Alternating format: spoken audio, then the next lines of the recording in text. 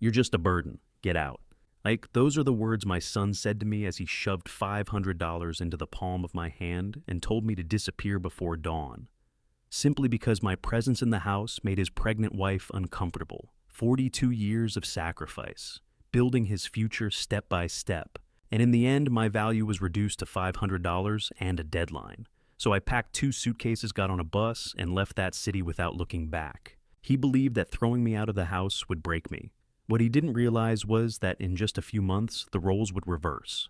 And then one day, not far off, when the boardroom door opened, the very son who had called me a burden would be the one begging me for forgiveness. Hi everyone, I'm truly grateful you're here with me today. It means more than you know that you chose to press play on this story. Before we continue, take a moment and tell me in the comments, where are you watching from? I love seeing how far this community reaches, and I read every single comment. And one more thing before we move forward, parts of this story have been thoughtfully dramatized for storytelling and learning purposes. Any similarities to actual people or places are coincidental, but the message I'm sharing with you is meant to stay with you long after the video ends.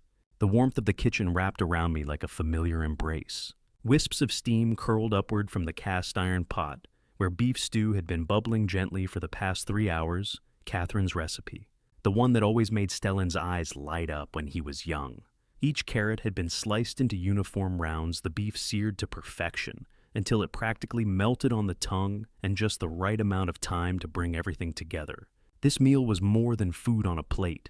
It was my way of speaking when words failed me, the only language I had left to express love. That smells really good, Dad. Stellan's words drifted in from the other room, hollow and distracted. His attention remained glued to the glowing screen in his hands, his gaze never lifting. I carefully spooned the rich stew into ceramic bowls, setting them out alongside the fresh-baked bread I'd picked up from the bakery earlier that day. Ashley lumbered into the room, her movements slow and deliberate, one palm supporting her rounded stomach, while the other kneaded the small of her back. 7 months along. My first grandchild was coming. This should have filled me with joy beyond measure. Warren, this bread, is it gluten-free? Her eyes studied the loaf with suspicion, as though it posed some hidden threat. Ah, no, it's just sourdough, regular kind from. I can't have that. She lowered herself into the chair with effort, pushing the bread basket away from her. Stellan, you were supposed to tell him about what I can't eat. Stellan's eyes finally left his phone. Dad, we went over this already. Did we? I have no memory of such a conversation. Yet these days there are many things they insist we've discussed that I can't seem to recall. My doctor assures me there's nothing wrong with my memory. I suspect they simply can't be bothered to explain things twice. My apologies, I said, quietly turning back toward the kitchen. Let me prepare some rice for you. Ashley exhaled dramatically, making certain I heard her displeasure. Stellan remained silent. Standing at the stove, waiting for the water to boil, I felt the weight of their silence pressing into my shoulders. This home, the one I'd helped Stellan purchase half a decade ago, the one I'd moved into when Catherine's side of the bed went cold forever. It used to feel like sanctuary. Now, it felt like I was a guest who'd overstayed his welcome in my own son's world. Warren. Ashley's voice cut through the quiet edge with impatience. We need to have a conversation. I returned with a bowl of plain rice, lowering myself into the chair across from them. Stellan's gaze remained fixed on anything but me. It's about the baby's nursery. Ashley started, her hands forming a protective cradle over her belly. We've been discussing it. Your bedroom, we need it. For a moment, the words didn't make sense. I stared at her blankly. My bedroom? It's the largest room in the house. She continued, her voice clinical and practical. The baby needs space, a crib-changing station, storage for all the supplies. Your room gets the best natural light, and the closet is much bigger. Ashley, I fought to keep my voice from shaking. If you take my room, where exactly am I supposed to sleep? Stellan cleared his throat, forcing himself to make eye contact. What I saw there was cold determination. Dad, we need to be honest with you. This situation isn't working anymore. What situation and what's not working? All of it. His hand swept vaguely across the table. Having you live here, it's become too much to handle. Too much to handle. I prepared their meals. I kept the house clean. I made myself scarce when they wanted privacy. I covered half the grocery bills, despite Stellan insisting it wasn't necessary. What exactly was too much about any of that? Stellan, I'm not following. You've become a burden, Dad. The words seemed to physically pain him, but he forced them out anyway. A liability we can't afford anymore. We're bringing a child into this world. We need our own space. We need privacy. We need, his hand dragged down his face. We need you to find somewhere else to live. The world seemed to tilt sideways. My fingers dug into the table's edge to steady myself. You're asking me to leave. The question felt strange and foreign in my mouth. But this is where I live. This is my home. Actually, it's our home. Ashley interjected, her tone ice cold. The deed is in our names. We've been extremely generous allowing you to live here without paying rent for 3 years. But Stellan's absolutely right. It's time for you to go. I looked at my son, truly looked at him. The child I'd raised from infancy, the boy whose scraped knees I'd bandaged, whose necktie I'd taught him to knot, who'd wanted to make scrambled eggs every Sunday after his mother passed, because he said the smell brought her back to him. That sweet boy had vanished. Sitting in his place was someone I didn't recognize. Stellan, I breathed, my voice barely audible. Please don't do this. He rose from his chair, crossed to the kitchen counter, and retrieved his wallet. With methodical precision, he counted out 5 crisp $100 bills and placed them in front of me on the table. Use this to find a motel room, or an apartment. Frankly, I don't care which. But you need to be gone before the sun comes up. By morning, my voice splintered. That's less than 12 hours from now. Get out of this house, old man. Stellan's jaw clenched tight. The baby needs your room. Ashley sat perfectly still, her expression unchanged. I stared down at the stack of money before me, $500. After 35 years of being his father, this was my value. 5 crisp bills and an order to vanish before dawn.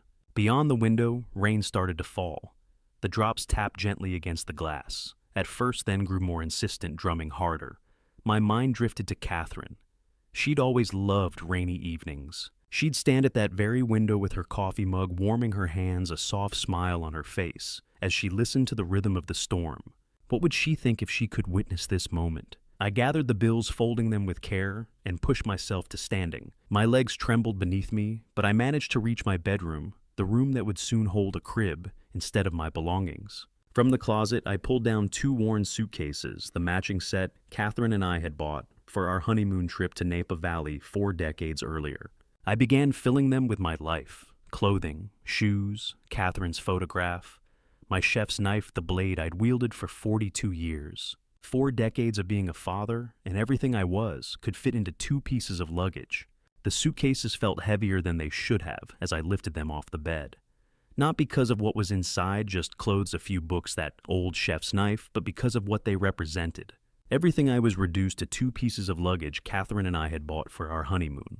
I stood at the bedroom door one last time. The room that would be a nursery in a week, new paint, new furniture, no trace of me left. I turned off the light and walked into the hallway. The stairs creaked under my weight. How many times had I climbed these stairs? Thousands. Tens of thousands. Always with purpose, carrying groceries, helping Stellan move furniture, rushing down, when Catherine called me for dinner. Now I was descending them for the last time, and no one cared. Their bedroom door was closed. A sliver of light showed underneath. They were awake. They knew I was leaving. Neither of them came out to say goodbye. I reached the bottom of the stairs and set the suitcases down by the front door. My hands were shaking, not from the weight, from the realization that this was real. This was actually happening. And then Catherine's voice filled my head. Not a memory, something deeper. Something I'd carried for 3 years since the day she made me promise. 2020, 3 years ago. The hospital room was too quiet. The machines had been turned off an hour before per her wishes. Just me, Catherine, and the sound of rain against the window. Always rain when the worst things happened. Warren. Her voice was so faint I had to lean in close. I need to tell you something. You need to rest, sweetheart. No. Her hand found mine grip surprisingly strong. Stellan. He's not yours. Not biologically. I didn't pull away, didn't gasp, didn't flinch. I know, I said quietly. Her eyes went wide, tears spilling over.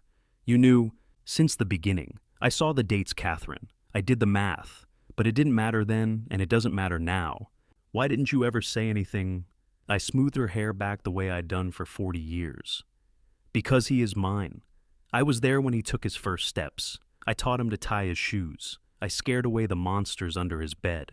I held him when you were too tired. Blood doesn't make a father, Catherine. Showing up makes a father. She was sobbing now, her thin shoulders shaking. I was so scared you'd leave if you knew. I was so scared. I would never leave you. Or him. He's my son. He's our son.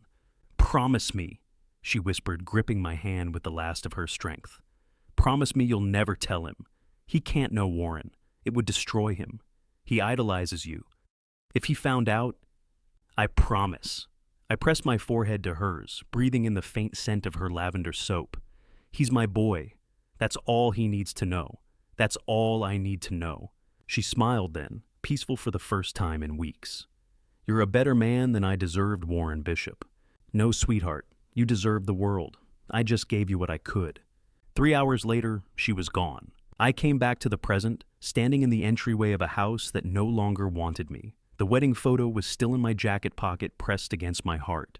I picked up the suitcases, opened the front door. The rain hit me like a wall, cold, relentless, unforgiving. It soaked through my jacket before I'd even stepped off the porch. I walked down the driveway one slow step at a time. The suitcases banged against my legs with every step, but I didn't stop. Halfway down, I felt it, a presence. Eyes. Was he watching? Was Stellan standing at the upstairs window, seeing his father walk away in the rain with everything he owned? I didn't turn around. I couldn't. If I looked back and saw him, there saw regret, saw guilt, saw anything. I didn't know what I'd do. Beg him to let me stay. Tell him I was sorry for being a burden. Break my promise to Catherine and scream the truth. And if I looked back and saw nothing, if the window was dark, if he'd already moved on to baby names and nursery colors, that would be worse. So I kept walking. The rain plastered my hair to my skull, ran down my collar, soaked through my shoes. Let it wash me away. Let it erase 35 years of bedtime stories and Little League games, and teaching him how to cook his mother's beef stew. At the end of the driveway, I stopped, turned around one last time. The house glowed warm through the rain. I'd built that kitchen. I'd painted Stellan's nursery. I'd held Catherine in that living room the night the doctor told us there was nothing more they could do. And now it was just a house I used to live in. Why, Catherine? I whispered to the rain, to the darkness, to wherever she was now. If you can hear me, our son just broke my heart. The lights went out. Upstairs first, then the living room, then the porch light. Darkness swallowed the house whole, and I turned away. The bus stop was 3 blocks north. I started walking. The Greyhound station smelled like burnt coffee and diesel fuel. Fluorescent lights buzzed overhead, casting everything in a sickly yellow glow. I stood at the ticket counter with my 2 suitcases at my feet and $500 bills in my hand, everything Stellan had given me to disappear. Where to? The clerk didn't look up from her computer. Where can I get for $47? She glanced at me, then really looked at me. Wet jacket, bloodshot eyes, gray hair plastered to my head from last night's rain. She knew exactly what kind of passenger I was. Portland, Oregon. Leaves in 20 minutes. Gate 4. I slid the bills across the counter. She printed my ticket without another word. The bus was half empty.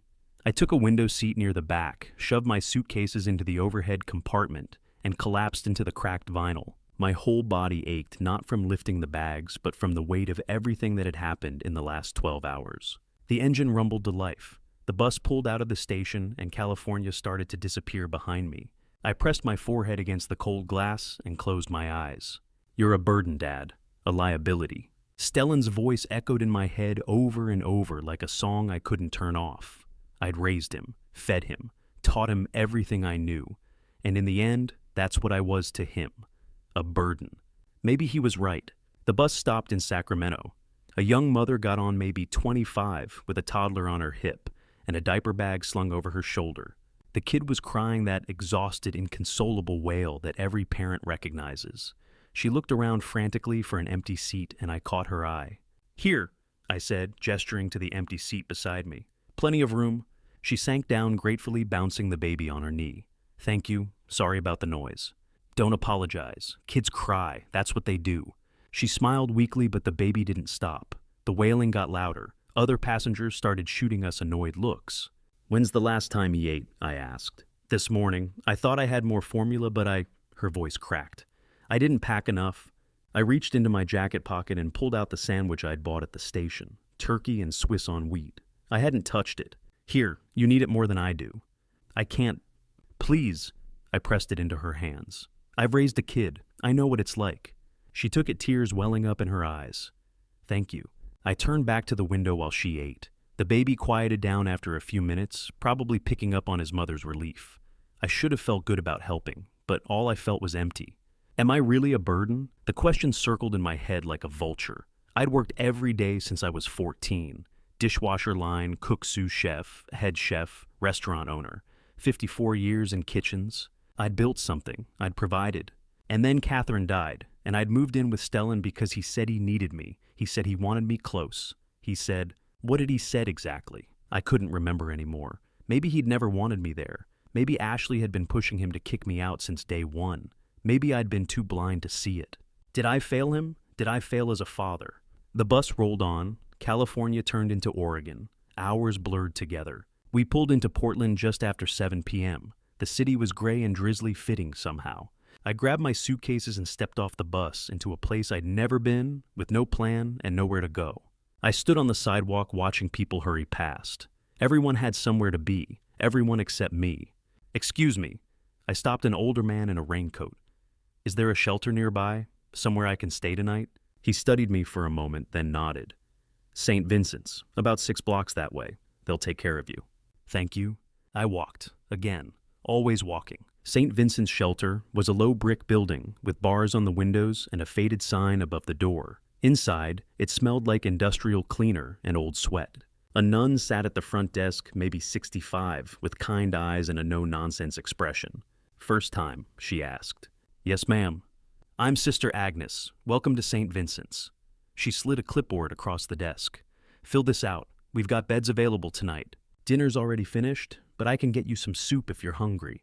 Thank you, sister.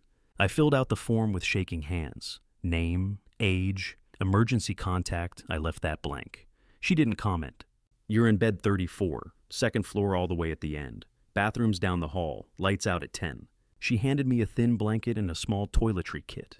I climbed the stairs, found my bed a narrow bunk with a sagging mattress, and sat down. Around me, men were already settling in for the night. Some talked quietly. Some stared at the ceiling. Some were already snoring. I was 68 years old. I'd worked every single day since I was 14, and this was where I'd ended up. Maybe Stellan was right. Maybe I was a burden. I lay down on the thin mattress, pulled the blanket up to my chin, and stared at the water-stained ceiling. Tomorrow. I'd figure it out tomorrow. The alarm went off at 5 a.m., a shrill bell that jolted me awake. Around me, men groaned and shuffled toward the bathroom. I sat up disoriented, and then I smelled it. Food. Cooking.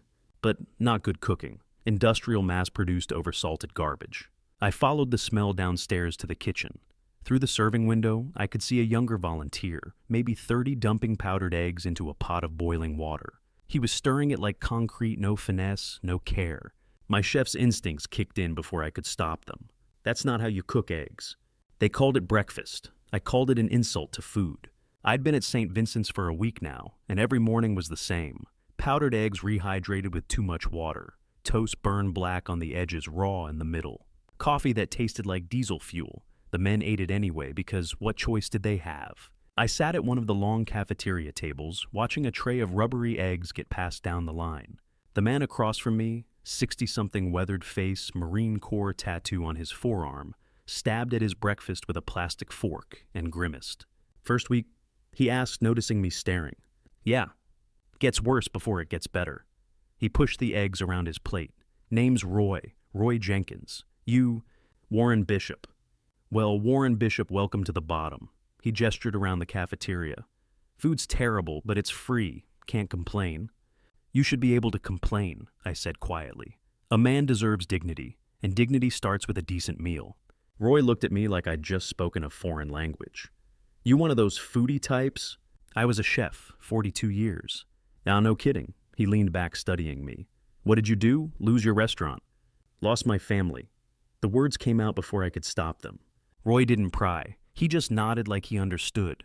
Maybe he did. I turned my attention back to the serving line. The young volunteer behind the counter, maybe 30, wearing a stained apron and a defeated expression, was scraping burnt eggs off the industrial griddle. He was in over his head. No training. No technique. Just a kid trying to feed 80 men with equipment he didn't know how to use. He dropped a tray. Scrambled eggs splattered across the floor. A few men groaned. Most didn't even look up. The volunteer's face went red. He grabbed a mop, started cleaning, and I saw his hands shaking. I knew that feeling, the panic of a kitchen falling apart around you, the shame of failing when people are counting on you. I stood up. "Where are you going?" Roy asked. "To do something useful." Sister Agnes was in her office, a cramped room off the main hallway, piled high with donation boxes and paperwork. She looked up when I knocked on the open door. "Mr. Bishop, everything all right?" "Sister, I'd like to cook tomorrow. Just one meal. Let me show you what I can do." She set down her pen, her expression unreadable. "We have volunteers for that." "I know, and they're doing their best. But I'm a professional chef, 42 years. I know how to make a good meal even with limited resources. Mr. Bishop, we don't have a budget. We work with canned goods, day-old bread, whatever gets donated.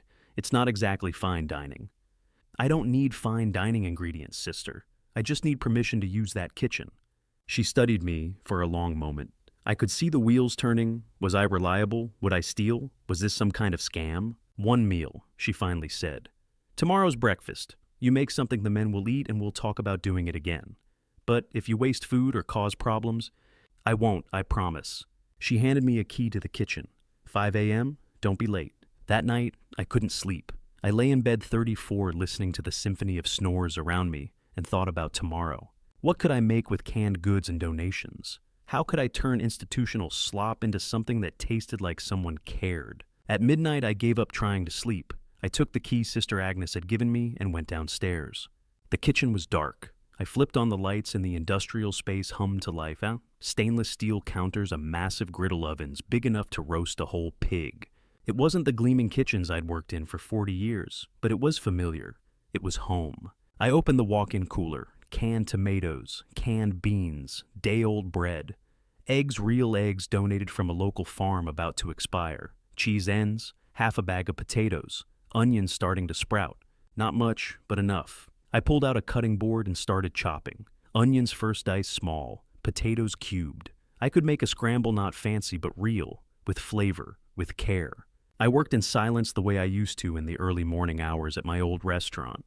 Just me and the food and the rhythm of the knife against the cutting board. At some point, Roy appeared in the doorway.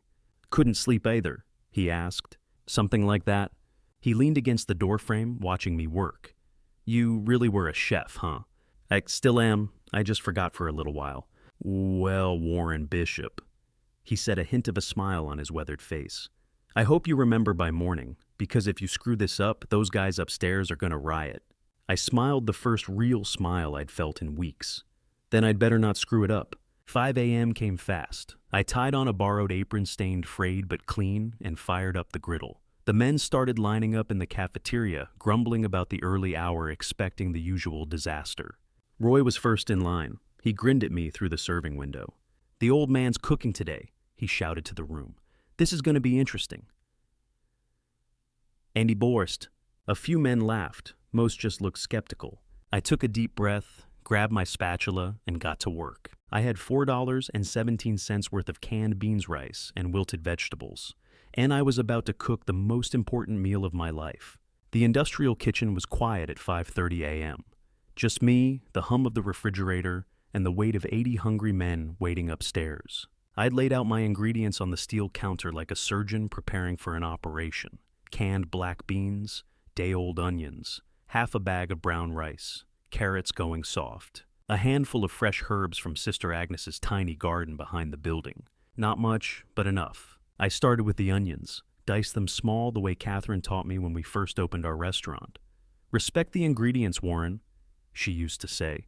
"Even the cheap ones deserve your attention."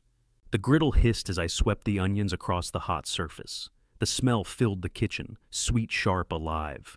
I added the carrots, let them caramelize. Poured in the beans with their liquid stirred in the rice I'd cooked earlier. A pinch of cumin from a donated spice jar. Salt, pepper, fresh cilantro torn by hand. Simple, honest, real. At 6 a.m., Roy pushed through the kitchen door already grinning. "Smells like heaven in here, Warren. You sure you didn't smuggle in a Michelin star?" "Just beans and rice, Roy." Nah." He leaned over the griddle, breathing deep. "That's not just beans and rice. That's somebody giving a damn."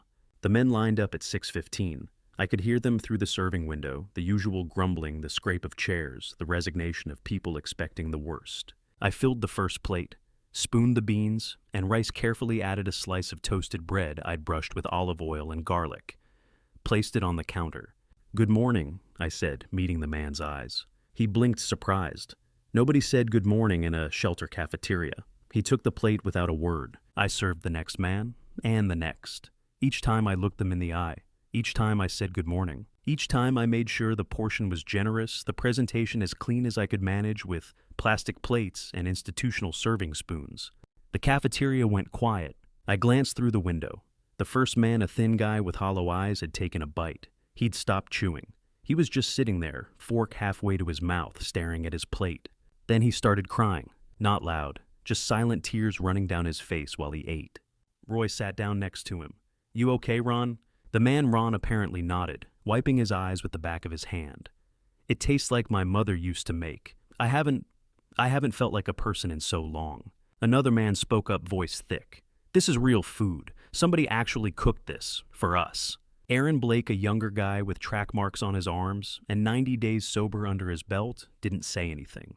He just nodded at me through the window, eyes wet, and kept eating like the food might disappear if he looked away. The room filled with the sound of forks against plates. No conversation, just men eating with something close to reverence. Sister Agnes appeared beside me, arms crossed, watching through the window. "Mr. Bishop," she said quietly, "what did you do?" "I just cooked breakfast, sister." "No." She shook her head. "You gave them their dignity back."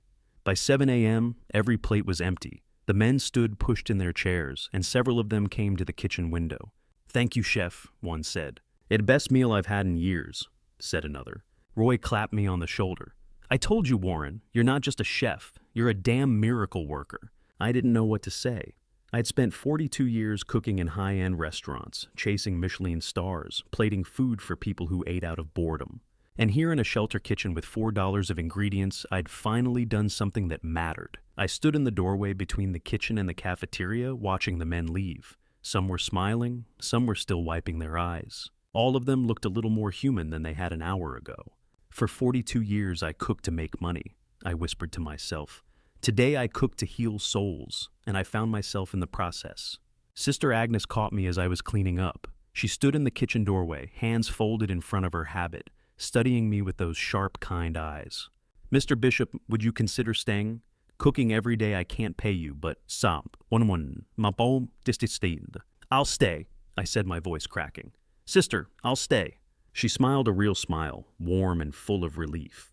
"Then welcome to the team, Mr. Bishop. Breakfast is at 6, don't be late." I'd been cooking at the shelter for 3 weeks when the man with the expensive watch walked in. It was Tuesday evening dinner service, beef stew night, and the cafeteria was filling up with the usual crowd. Roy Jenkins at his corner table, Ron Foster with his construction crew buddies, Aaron Blake sitting alone, 90 days sober, and counting. I knew their routines by now. Knew who liked extra bread, who needed their stew thinned with broth, who'd lost their teeth, and needed everything soft. But this man, I'd never seen him before. He stood in the doorway, mid-50s maybe, wearing dark slacks and a charcoal sweater that probably cost more than my first car. His shoes were polished. His hair was gray but professionally cut. And on his wrist I noticed it. When he reached for a tray was a watch that could have fed everyone in this room for a month. He didn't belong here. That much was obvious. But he moved through the serving line like he did. No hesitation, no discomfort. He just picked up a tray and waited his turn.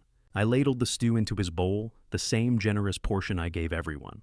Added a slice of fresh bread. Sister Agnes had gotten a donation from a local bakery that morning. Placed it on his tray and met his eyes. "Good evening, sir. Beef stew tonight. Made it with care." He nodded once, his expression unreadable. "Thank you." He took his tray and sat down at table 7, right in the middle of the room. Not hiding in a corner, not trying to disappear. Just sitting, eating. I watched him through the serving window while I filled the next man's plate. He ate slowly, deliberately. Cut the beef into small pieces, soaked the bread in the broth, chewed with his eyes closed, like he was analyzing every flavor. This wasn't a man eating because he was hungry. This was a man studying the food. After a few minutes, he opened his eyes and looked straight at the kitchen window. Straight at me. A chill ran down my spine. Not fear exactly. More like the feeling you get when someone sees through you, when they know something about you that you haven't told them yet. After dinner service ended, I was wiping down the industrial griddle when I heard footsteps behind me. I turned around. The man from table 7 stood in the kitchen doorway, tray in hand. "Chef," he said quietly, "may I speak with you? I'm not really a chef here, just a volunteer. But sure, what can I do for you?" He set the tray down on the steel counter. The bowl was spotless, not a drop of broth left. Even the bread was gone. "That was extraordinary," he said. "I've eaten at Michelin-starred restaurants across 3 continents, Paris, Tokyo, New York. What you just served me, it belongs in that conversation." I blinked. "It's just beef stew, sir. Nothing fancy." "No," he shook his head. "It's not just anything. The caramelization on those onions took patience. The seasoning was precise. The meat was tender but not overdone. You built layers of flavor with ingredients most chefs would throw away. That's not luck, that's mastery." I didn't know what to say. I wiped my hands on my apron, suddenly aware of how worn it was, how worn I was. "Who are you?" he asked. "Nobody special, just a volunteer. Name's Warren. I'm staying here temporarily. Long story." "I'd like to hear it." Once I met his eyes. "Who are you?" He extended his hand. "Maxwell Westbrook. Most people call me Alex. I own a few businesses, real estate, restaurants, investments, and I make it my business to recognize talent when I see it." I shook his hand, confused. His grip was firm but not aggressive, confident. "Mr. Westbrook, I appreciate the compliment, but I don't understand what you're doing here. This is a shelter for people who need help. I know." He leaned against the counter, studying me, like I was a puzzle he was trying to solve. "I heard about a chef at St. Vincent's who was changing lives with canned beans and day-old bread. I wanted to see for myself if the rumors were true." "Rumors? You've been here 3 weeks, Warren. In that time, attendance at meals has tripled. Sister Agnes tells me the men are showing up sober, clean, on time. Some of them have started looking for jobs again. You know why?" I shook my head. "Because you gave them their dignity back, 1 meal at a time." He paused. "That's a rare gift, and it's being wasted in a place like this." I bristled. "This place isn't a waste. These men—" "I didn't mean it that way." He held up a hand. "I meant you could do so much more, with the right resources, the right support." Support for what?" He smiled, then a slow, calculating smile. "That's what I'm here to figure out. Warren, let me ask you something. Do you still have ambition, or is this just charity?" The question hit me like a fist. Ambition. I'd spent 42 years chasing at bigger kitchens, better reviews, Michelin stars. And where had it gotten me? Kicked out of my son's house. Living in a shelter, cooking with $4 of donated ingredients. "I don't understand what you're asking," I said carefully. "I'm asking if you want to rebuild, or if you're content to coast on kindness for the rest of your life." "Mr. Westbrook." Alex, I corrected, my jaw tight. "I lost everything 3 weeks ago. My home, my family. I'm 68 years old, living in a homeless shelter, and you're asking me about ambition?" He didn't flinch.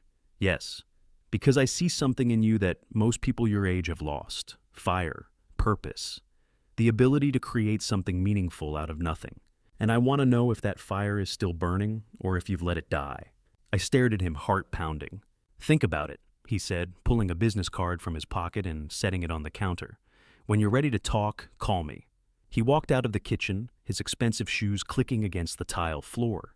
I picked up the card, Maxwell Westbrook, founder and CEO Westbrook Holdings. I stood there for a long time, staring at that card while the kitchen emptied around me. What could he want from a 68-year-old man living in a shelter? "I want you to run a restaurant for me." The stranger's words hung in the air like smoke. I stood there in the kitchen, staring at Max Westbrook's business card, trying to make sense of what had just happened. Before I could think too hard about it, Sister Agnes appeared in the doorway. "Mr. Bishop, Mr. Westbrook asked if you'd join him in my office. He says it's important." I followed her down the narrow hallway to a small room barely big enough for a desk and 2 chairs. Max stood by the window, looking out at the parking lot. He turned when I entered. "Warren, thanks for coming. Please sit." Sister Agnes closed the door behind her as she left, and suddenly the room felt even smaller. "Mr. Westbrook." "Alex," he corrected gently. "Please, Alex." I sat down in the worn chair across from the desk. "I need to understand what's happening here. You show up at a homeless shelter, eat my beef stew, and now you want to talk about restaurants. Who are you?" He smiled, but there was sadness in it. "Fair question. I own Pacific Rim Hotel Group, 20 hotels, 15 restaurants up and down the West Coast. Revenue last year was just over 400 million. I blinked. Then why are you eating at a shelter? He sat down across from me, leaning forward with his elbows on his knees. Because my father worked 3 jobs and died at 55. Heart attack in a motel room alone, too proud to ask for help. Before he died, he experienced housing insecurity for a few months. That's the polite term. The real term is he slept in his car and ate at shelters. The air left my lungs. I'm sorry. I was 23, working my first real job. I didn't even know he was struggling until after he was gone. Alex's voice cracked slightly. So I made a promise. Every month I visit a shelter somewhere. I eat a meal. I honor his memory. And I test something. Test what? Character. He met my eyes. Wealthy people lie to impress me. Desperate people show me who they really are. I've been testing potential partners for 2 years. You're the first to pass. Pass what I just served you dinner. No, you served everyone with the same respect, the same care. You didn't see donors or charity cases. You saw human beings. And when I complimented you, you deflected. You didn't try to sell yourself or ask for anything. You just wanted to feed people well. He paused. That's the rarest quality in this business, humility paired with excellence. I didn't know what to say. My hands were shaking, so I gripped the armrests. I have a restaurant space, Max continued. 2,800 square feet in northeast Portland. Been vacant for 6 months. Previous owner went bankrupt trying to run it like a corporate chain.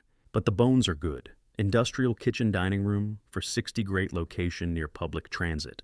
Why are you telling me this?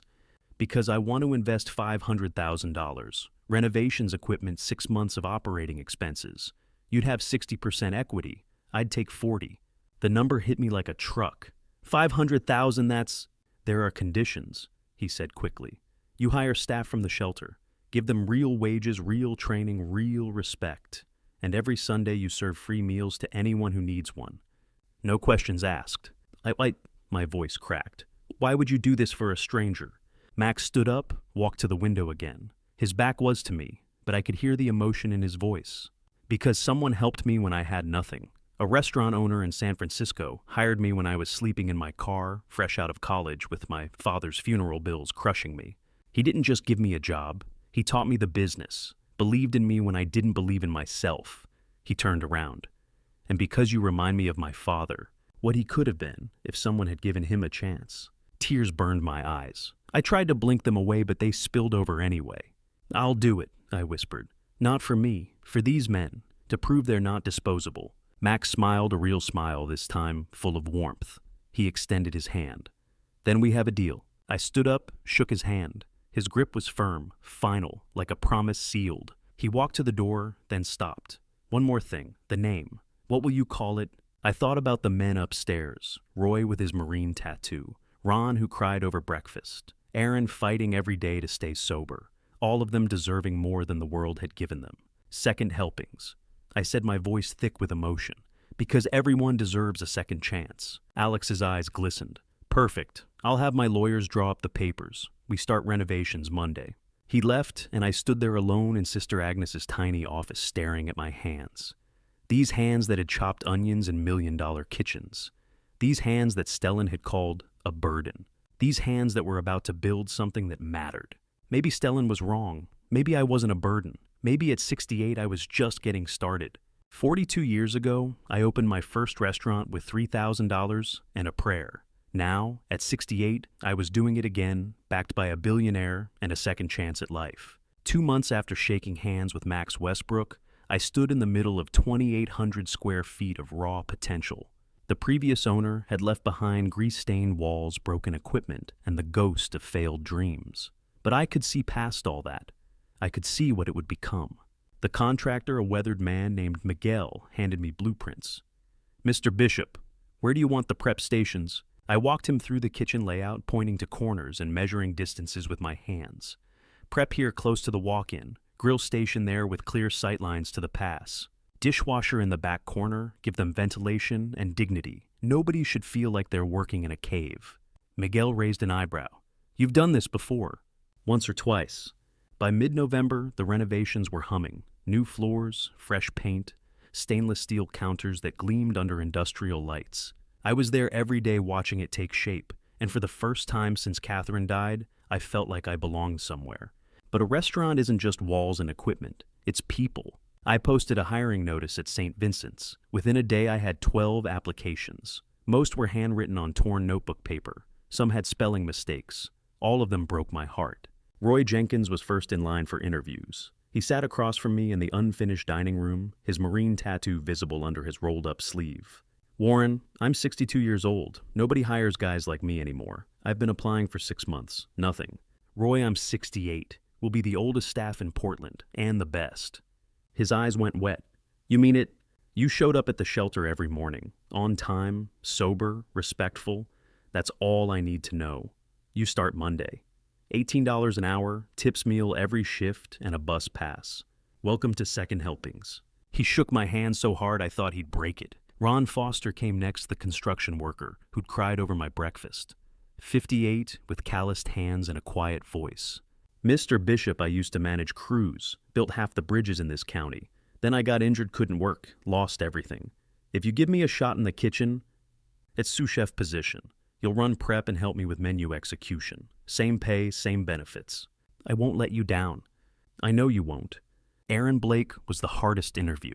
34 years old, 90 days sober hands that still shook when he was nervous. "Mr. Bishop, I have to be honest. I've got a record, possession. I've been clean 90 days, but sours, dans depoticas. Aaron, I don't care about your past. I care about your future. Busser position. You'll clear tables, help with dishes, learn the flow. Show up on time, stay sober, and I'll teach you everything I know. Deal?" He nodded, tears streaming down his face. "Thank you for this chance. I won't mess up." "I believe you." December was training. I had Roy, Ron, and Aaron in the kitchen every day teaching them the basics most culinary schools skip. Knife skills aren't about speed. I told them, demonstrating on an onion. They're about respect, for the food, for yourself. Every cut matters. Roy practiced until his onions were perfect dice. Ron learned to break down a chicken in under 2 minutes. Aaron memorized the timing on every dish, when to fire the sides, when to plate, when to call for pickup. We built the menu together, comfort food elevated with technique and heart. Tom's beef stew became our signature, named after the moment in the shelter when I'd realized food could heal. Braised short ribs with root vegetables, red wine, reduction fresh herbs. Simple ingredients, perfect execution. Granny's mac and cheese, Roy's grandmother's recipe with Gruyere and a panko crust. A Sunday roast. Ron's childhood favorite, reimagined with garlic mashed potatoes and caramelized carrots. Every dish had a story. Every dish had soul. In early January, I hung the wall of thanks. Photos of our staff with handwritten stories beneath. Roy Jenkins, line cook, Marine Corps veteran, loves his grandkids, makes the best mac and cheese in Portland. Ron Foster, sous chef, built bridges for 30 years, now building dreams. Aaron Blake Busser, 90 days sober and counting, working toward a culinary degree. Roy stood in front of that wall for 10 minutes, just staring at his photo. "Nobody's ever honored me like this," he whispered. "You've earned it," I said. The week before opening, I held our first staff meal. We sat together at table 7, the same table where Max had eaten my beef stew, and I served them the menu we'd built. Roy took a bite of his mac and cheese and laughed. "My grandma would be so proud." Ron raised his water glass. "To second helpings and second chances." We all clinked glasses. Even Aaron managed to smile. At the end of the meal, I handed out paychecks, advance payment for the first 2 weeks. Roy opened his envelope, stared at the number, and his face crumpled. "Warren," he choked out, "I haven't earned an honest paycheck in 2 years. You gave it back to me." I gripped his shoulder. "You earned it yourself, Roy. I just gave you the kitchen." February 1st, opening day. The line wrapped around the building before we'd even unlocked the doors.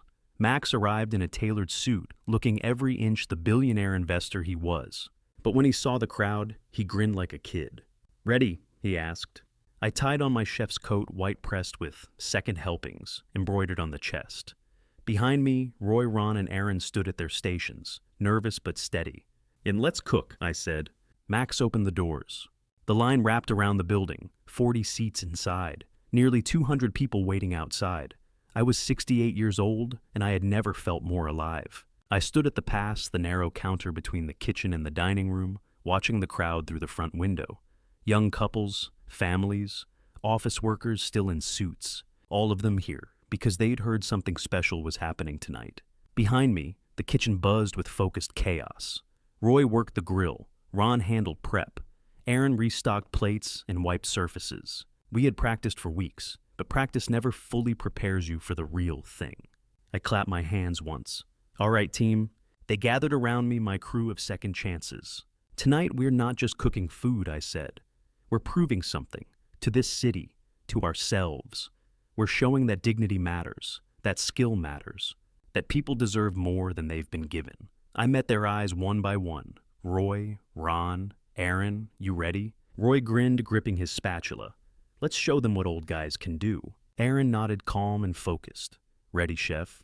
Ron cracked his knuckles. Born ready. Then let's cook.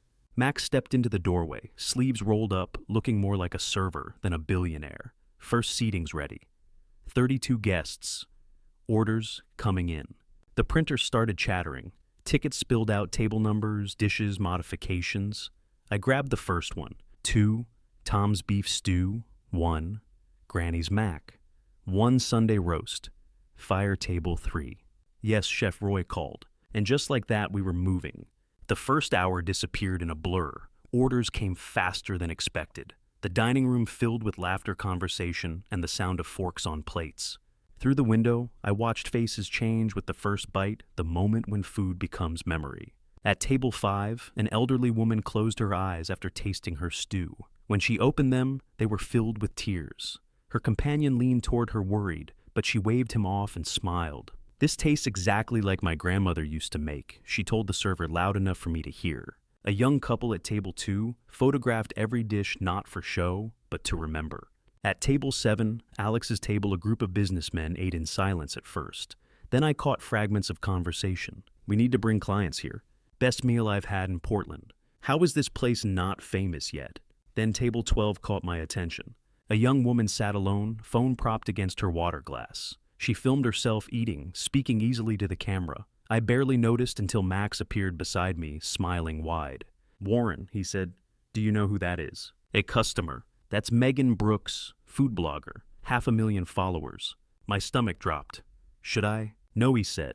Don't change a thing, just cook. So I did. When her order came up, Tom's beef stew with extra bread, I plated it exactly like every other dish, with care, with pride. 10 minutes later, Max showed me his phone.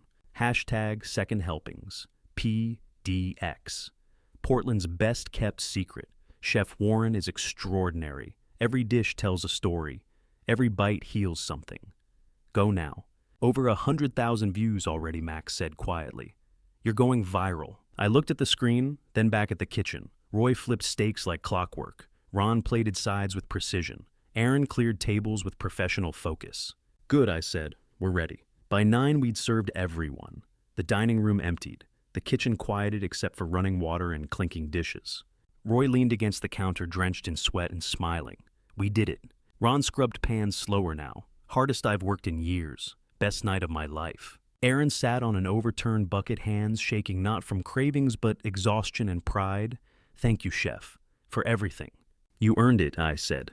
Max joined us, loosened his tie, grabbed a towel, and started drying plates.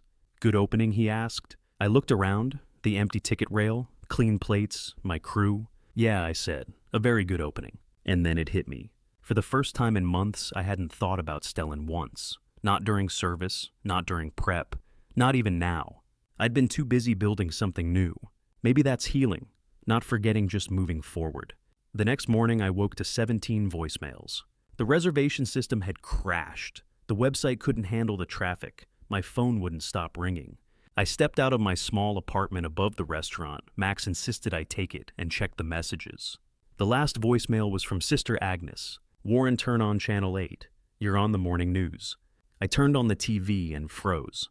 There I was, standing in my chef's coat in the kitchen. The headline read, From Shelter to Success, Portland Chef's Second Chance. I sat down staring at the screen. 68 years old. 4 months ago, I'd been sleeping in a shelter. Now I was on the morning news. Success has a sound. It's the chime of reservation notifications, the laughter at packed tables, and the silence of a past that's finally stopped chasing you. By March 2nd, Helpings had a 2-week wait list. Food bloggers kept showing up unannounced, filming our dining room. interviewing Roy while he flipped steaks. The Portland Tribune ran a feature, 68-year-old chef's second act becomes city's hottest table. April brought numbers I hadn't dared hope for. 185,000 in revenue. We'd hit break-even in 3 months, something Max said most restaurants took 2 years to do. May came with awards. Portland Monthly named us Best New Restaurant. The James Beard Foundation sent a scout. Roy cried when I showed him the article with his photo in it, captioned, "Former Marine finds purpose at second helpings." By June, we were pulling in $240,000 a month. Steady profit. Real money. I moved out of the apartment above the restaurant into a small place 6 blocks away. 1-bedroom hardwood floors, a kitchen window that caught morning light. My first real home in 9 months. I opened a savings account, put away $10,000 the first month, another $12,000 the second. For the first time since Catherine died, I felt like I had a future. August arrived with the kind of heat that makes Portland natives complain.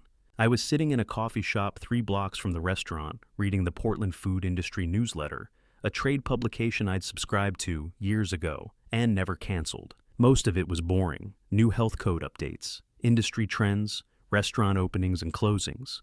And then I saw it, Bishop Dining Group. Struggles continue, 4 locations closed. My heart stopped. Bishop, that was Stellan's chain. The restaurants I'd built. The ones I'd handed him when I retired 5 years ago, thinking he'd honor what I'd created. I scanned the article with shaking hands.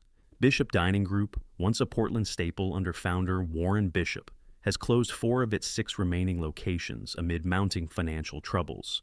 Industry sources cite declining food quality health code violations and mismanagement. I set the newsletter down, picked up my phone, opened Google. Bishop's Kitchen reviews. The results made my stomach turn. Yelp 2.5 stars. It used to be 4.5 when I ran it. The reviews were brutal. What happened to this place used to be amazing. Now it's overpriced garbage.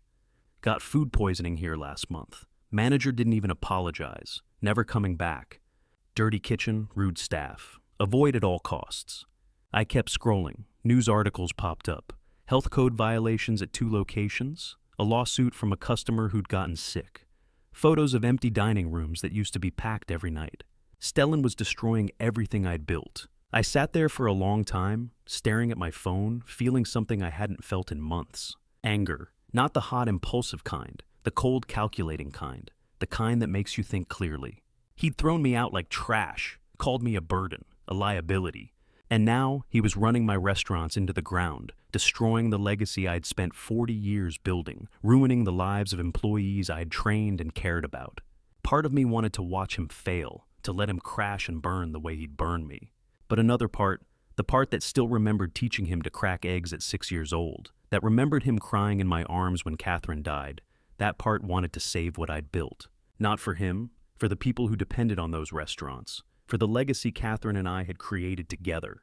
And a third part, the part that had been growing stronger since I'd started cooking at St. Vincent's, wanted him to learn, to understand what he'd done, to face consequences. I didn't know which part would win.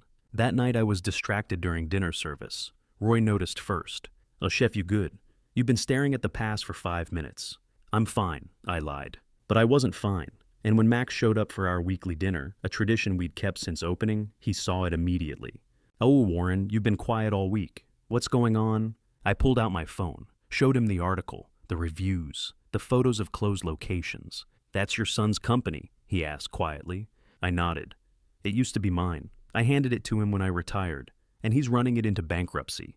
Max studied the articles, his investor brain, clearly processing numbers and timelines. "How much trouble is he in?" "I don't know, but it's bad. 4 locations closed. That's not just poor management, that's catastrophic failure. Do you want to know more? I looked at him. "What do you mean?" "I have resources, Warren. Private investigators, financial analysts. If you want to know exactly how bad it is, debts, liabilities, everything, I can find out. But I need to know something first."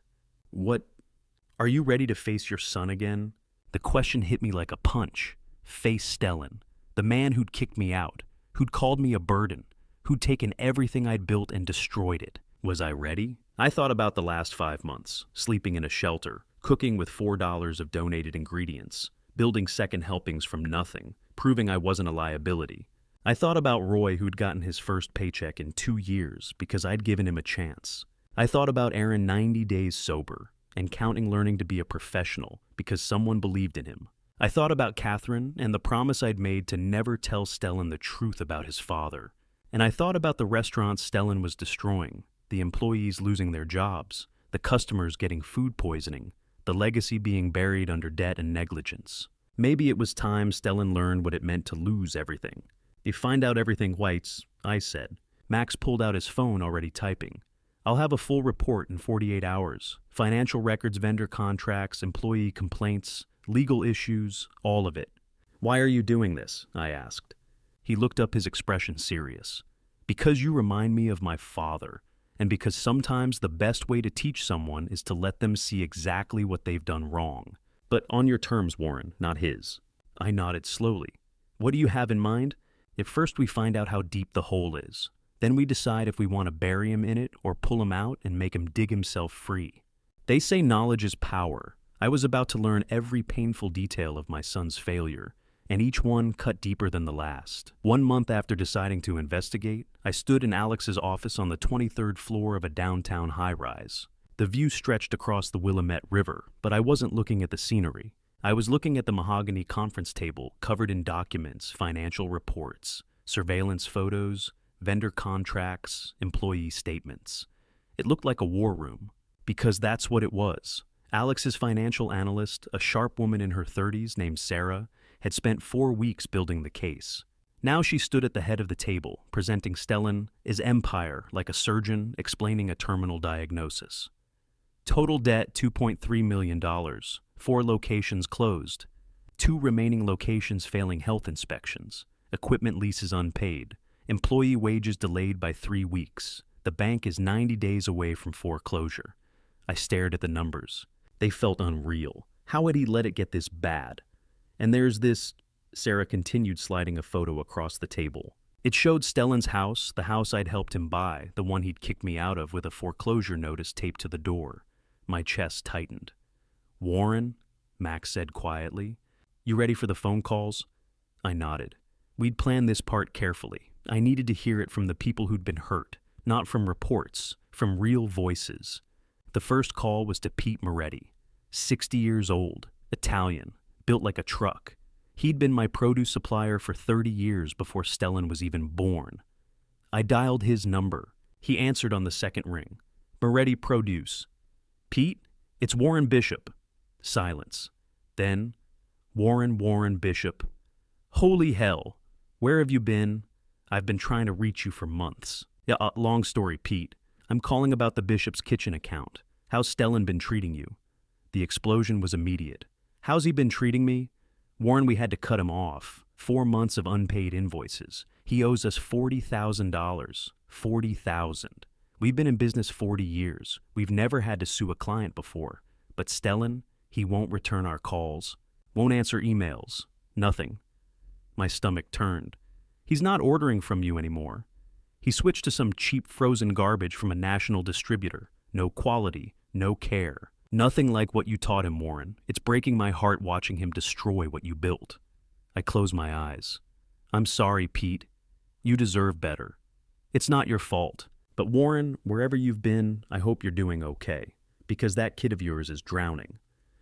We said goodbye. I set the phone down, hands shaking. Max handed me a second number. Emily Richards, your former sous chef.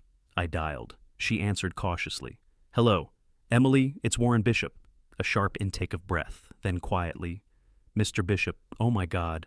I thought everyone thought you just disappeared. Are you okay? I'm fine, Emily, better than fine. But I'm calling about Bishop's Kitchen. You're not working there anymore. I quit 3 months ago. Her voice hardened. Stellan's a nightmare, Mr. Bishop. He yells at everyone, humiliates staff in front of customers, cuts corners on everything. The kitchen's falling apart.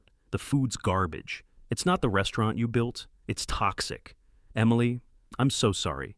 Don't apologize. You treated us like family. Stellan treats us like disposable labor. Half the original staff is gone. The ones who stayed are only there because they can't find other jobs. She paused. Mr. Bishop, whatever happened between you and Stellan, I don't know the details. But I want you to know we all miss you. and we all see what he's doing to your legacy." The call ended. I sat there staring at the phone. Max waited. Finally, I looked up. "It's worse than I thought," I said. "He's not just failing at business. He's destroying people's lives. Pete's been a supplier for 30 years. Emily worked for me for 15. Stellan owes them money, respect, decency, and he's giving them nothing." "There's more," Sarah said, pulling up another document. "The 2 remaining locations are only operating because Stellan's delaying vendor payments and skipping health code repairs. The bank is ready to foreclose on everything: the restaurants, the equipment, even his house." I stood up, walked to the window. The city lights blurred through the glass. 40 years, I whispered. I spent 40 years building something that mattered. Relationships with suppliers, training staff, creating a reputation, and he destroyed it in 5. Max appeared beside me. "Warren, what do you want to do?" I turned to face him. "I don't want revenge, Alex. I want justice. And I want him to understand what he's lost. Not just the money, the trust, the relationships, the things that actually matter." "There's a way to do that," Max said, "but it requires capital and timing." "I'm listening." He walked to his laptop, pulled up a document. "The bank is about to sell Stellan's debt portfolio to a collection agency. They'll buy it for pennies on the dollar, probably 60 cents per dollar of debt. Then they'll foreclose on everything, auction it off, and Stellan loses it all. No second chances, no lessons learned, just destruction." "What's the alternative?" Max met my eyes. "We buy it first, before the collection agency. You become Stellan's creditor. You own his debt. You control his future." The words hung in the air like smoke. "How much?" I asked. 1.4 million, for 2.3 million in debt. I did the math. If I bought the debt, I'd own everything: the restaurants, the equipment, the leases, and Stellan would owe me instead of the bank. "What happens after we buy it?" I asked. "That's up to you," Max said. "You can foreclose, take everything, walk away, or—" He paused. "You can make him earn it back, on your terms. Make him prove he's learned something." I thought about Stellan, about the boy who used to help me chop vegetables, about the man who'd called me a burden and thrown me out into the rain, about the promise I'd made to Catherine. "I don't want to destroy him," I said slowly. "I want him to understand what it means to lose everything. And then, if he's willing to learn, I want to give him a chance to earn it back." Max smiled. "Then let's make him an offer he can't refuse." You can't fight a war alone. Fortunately, I'd spent 6 months building an army of believers. 2 weeks after deciding to buy Stellan's debt, Max arranged a private investor dinner at Second Helpings. After hours, just 5 men, a 6-course tasting menu, and the kind of money that could change everything. I stood in the kitchen with Roy Ron and Aaron prepping dishes I'd spent days perfecting. This wasn't regular service. This was a pitch, and my food had to speak louder than any words. Roy looked up from searing scallops. "Boss, these are rich people. Why are we cooking for them?" "Because I need them to taste what we do here." I said, plating roasted beets with goat cheese and candied walnuts. "Food is my resume, Roy. If they don't believe in the food, they won't believe in me." "They'd be idiots not to," Aaron said quietly from the dish station. I smiled. "Let's make sure they're not idiots." The private dining room glowed warm under Edison bulbs. 5 men sat around the table, all 50s and 60s, all in tailored suits that cost more than most people's cars. Max sat at the head, looking every inch the billionaire he was. I recognized one of them, Richard Blackwell, real estate mogul, owned half the commercial properties in downtown Portland. If he was here, Max had pulled serious strings. The first course went out. Butternut squash soup with sage oil and crispy prosciutto. Simple, seasonal, perfect. I watched through the kitchen window as they tasted it. Conversations stopped. Spoons moved slowly. One man closed his eyes. Richard set his spoon down and looked toward the kitchen. Our eyes met through the window. He nodded once. By the third course, pan-seared duck breast with cherry gastrique, Max began his pitch. "Gentlemen," he said, standing, 6 months ago, the man cooking your meal tonight was living in a homeless shelter. No money, no home, no prospects, just skill, humility, and a refusal to quit." The investors looked toward the kitchen. I stayed focused on plating the next course. "Today," Max continued, "his restaurant generates $240,000 a month in revenue. 3-week wait list, national media coverage, and a Michelin Scout scheduled to visit next month." He paused, letting that sink in. Tomorrow he's going to acquire his son's failing restaurant empire, 6 locations, 2.3 million in debt, and teach that boy how to run a business the right way, with integrity, with care, with the values that built this industry. Richard leaned forward. What do you need from us, Alex? 1.4 million, cash, to buy the debt portfolio from the bank before it goes to a collection agency. Warren becomes the creditor. He controls the terms. He decides the future. And what's our return? Another investor asked. Equity in the new holding company. When Warren turns those restaurants around, and he will, you'll own a piece of Portland's next restaurant empire. But more than that, you'll be part of a story worth telling. A man who lost everything and rebuilt it. A father who taught his son the hardest lesson of all. Max looked toward the kitchen again. That Warren come out here. I wiped my hands on my apron and walked into the dining room. 5 sets of eyes studied me. Wealthy, powerful men who could write a check and change my life. Gentlemen, I said, voice steady despite my racing heart. I'm not doing this for revenge. I'm doing this because good businesses deserve good stewards. My son forgot that restaurants aren't just about profit margins. They're about nourishing human souls, feeding people with respect, treating employees with dignity. I looked at Richard. I built those restaurants over 40 years. I trained the staff. I cultivated the suppliers. I created relationships that mattered. And my son destroyed them in 5 years because he forgot why we do this work. I'm going to remind him, and if he can't learn, I'll find someone who can. Silence. Then Richard spoke. Alex, if you vouch for this man, I'm in. 500,000. Another investor raised his hand. 750. 500. 1 million. 650. In 5 minutes, they'd committed $3.2 million. More than we needed. More than I dared hope for. The next week was a blur of legal paperwork. Samuel Crawford, Alex's corporate attorney, sharp-eyed and methodical, drafted the LLC formation, documents the debt purchase agreement, the terms of ownership. This is airtight, Samuel said, sliding the final contract across his desk. Once the bank accepts, you own everything. The debt, the liens, the equipment, even the mortgage on his house. I signed my name, Warren Bishop. The signature that used to mean something. That would mean something again. Max submitted the offer, 1.4 million cash for 2.3 million in debt. 60 cents on the dollar. The bank had been sitting on bad debt for months, watching Stellan's empire crumble. They'd take it. 1 week later, during dinner service, Alex's phone rang. He stepped into my office, closed the door. I kept cooking, but my hands were shaking. 5 minutes later, he emerged, face unreadable. Warren, step outside. We stood in the alley behind the restaurant, the same alley where I used to take breaks during the early days when success was still just hope. The bank accepted, Max said quietly. As of 5 p.m., today you legally own your son's debt. Every dollar, every asset, every last chance he has. I leaned against the brick wall, breathing slowly. What happens now? I asked.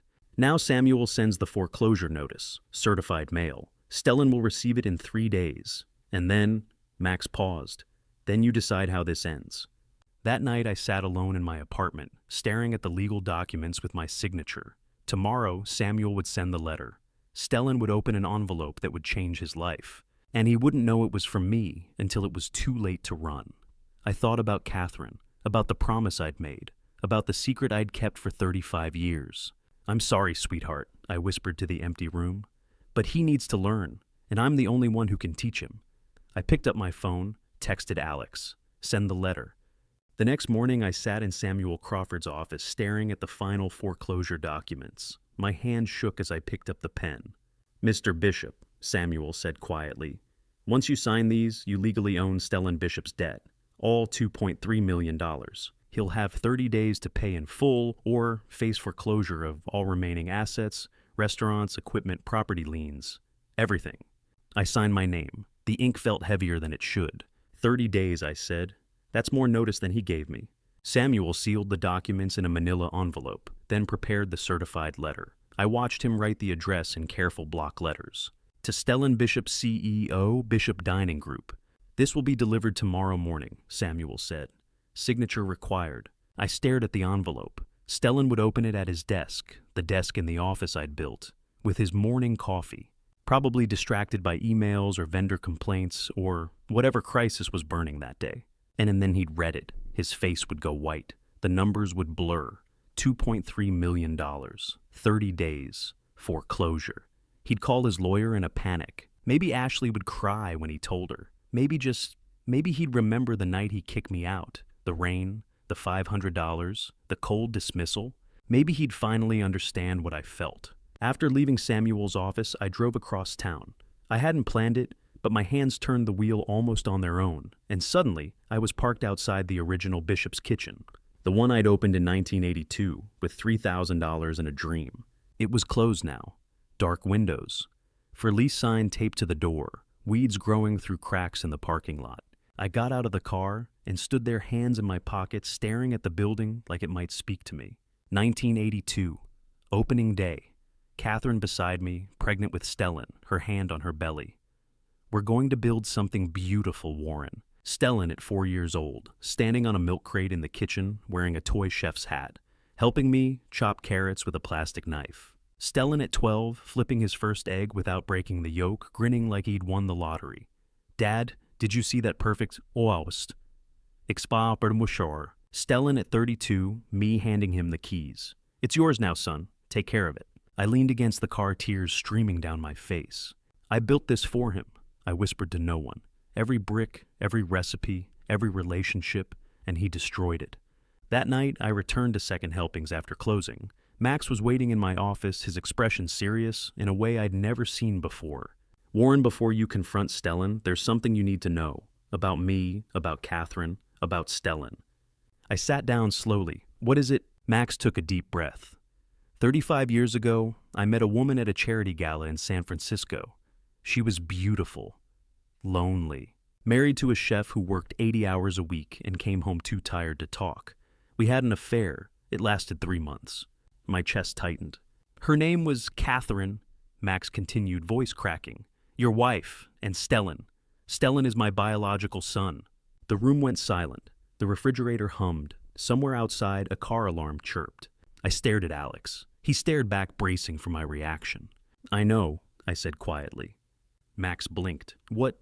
Catherine told me before she died. 3 years ago, in the hospital. You knew, his voice rose. And you still raised him, knowing he wasn't yours. He needed a father, Alex. You weren't there. I was. I leaned forward, hands clasped. I changed his diapers at 2 a.m. I taught him to ride a bike. I held him when his first girlfriend broke his heart. I taught him to cook, to run a business, to treat people with respect. Biology doesn't make a father. Showing up every day makes a father. Max sat down heavily, rubbing his face. I didn't know she was pregnant. She never told me. By the time I found out years later through a friend, you were already raising him. He called you dad. I had no right to interfere. You're right, you didn't. Does Stellan know? Max asked. No, Catherine made me promise never to tell him, and I keep my promises. Even after he threw you out? Especially after. I stood up, walked to the window. Because he needs to learn he failed a father, not learn about biology. If I tell him now, he'll use it as an excuse. Oh, Warren wasn't really my dad anyway. No, he needs to face what he did to the man who chose to love him, the man who could have walked away 1,000 times and didn't. Max was quiet for a long time. Then, when we confront him, you stay silent about this, I said firmly. He faces what he did to me, to the restaurants, to the people who depended on him. The truth about biology can wait, maybe forever. You're protecting him, Max said softly. Even now, I'm protecting the lesson he needs to learn. There's a difference. The original Bishop's Kitchen looked smaller than I remembered, or maybe I'd just grown too big to fit into the past anymore. I stood in the kitchen where I'd cooked my first meal as a restaurant owner 42 years ago. The equipment was outdated now, rusted griddle, dented pots, a walk-in that barely kept temperature. But I knew every inch of this space, every scratch on the counter, every stain on the floor. It was 7 a.m. Max and I had the keys. I owned the property now, along with everything else Stellan owed. We'd arrived early to prepare. I pulled ingredients from the cooler, short ribs, root vegetables, red wine, fresh thyme, Catherine's recipe, the one she'd made when Stellan was 8 and she'd gotten sick for the first time before the cancer, just a bad flu that had scared him. She'd made this stew to show him she was okay, that food could heal, that love could be tasted. Max appeared in the doorway, watching me work. "You're really cooking?" he asked. "And the smell will hit him when he walks in," I said, browning the meat. "He'll remember before he sees me. This is psychological warfare." "No." I stirred the pot, releasing the scent of caramelized onions and wine. "It's a reminder of what love tastes like." Max went back to the dining room, arranging documents on the table. Foreclosure notices, debt schedules, asset inventories. The evidence of Stellan's failure organized like a prosecutor's case file. By 10:30, the stew was simmering. The restaurant smelled like childhood, like comfort, like everything Stellan had destroyed. At 11 a.m. exactly, I heard a car pull up outside. Before I reveal what I said next, I need to know you're still here with me. If you've followed this journey from the shelter cot to this table type, the number 365, in the comments, 1 year of earning redemption, 1 day at a time. Let me see who's still standing with Warren in this moment. And before we continue, a small note, the next part of this story includes some dramatized elements crafted for storytelling and reflection. If this isn't the kind of content you enjoy, feel free to stop here, no pressure at all. But if you're ready to see what happens next, stay with me. Stellan looked worse than I'd expected. 35 years old, but moving like a man twice that age. His suit was wrinkled, probably slept in, dark circles under his eyes, hair uncombed. This was a man who hadn't slept in days. Ashley was beside him, 8 months pregnant, gripping his arm like it was the only thing keeping her upright. Her face was pale eyes red from crying. They walked into the dining room and froze. Max stood at the head of the table, every inch the billionaire investor. Tailored suit, expensive watch. The kind of presence that makes people nervous just by existing. Mr. Westbrook. Stellan's voice cracked with hope. "Thank God. I thought when we got the foreclosure notice, I didn't know who owned the debt. But if it's you, we can work this out. I have projections, I have a turnaround plan." "I'm not your creditor, Mr. Bishop," Max said coldly. Stellan blinked. "What then, who?" "He is." I stepped out of the kitchen, carrying 2 bowls of beef stew. Steam rose from them, carrying that unmistakable scent, home memory Catherine. I set the bowls on the table, met Stellan's eyes. "Hello, Stellan. Ashley, Dad made lunch. It's been a while." Stellan went completely still, not frozen, erased, like someone had reached into his chest and stopped his heart mid-beat. His face drained of color, white, then gray. His mouth opened, but no sound came out. "It's Dad." Ashley gasped, hand flying to her pregnant belly. "Stellan!" Stellan staggered backward, gripping the edge of a chair for balance. "This isn't... You can't..." "Sit down," I said quietly. "Yes, this is insane." Ashley's voice went shrill. "You were homeless. You had nothing. This is some kind of...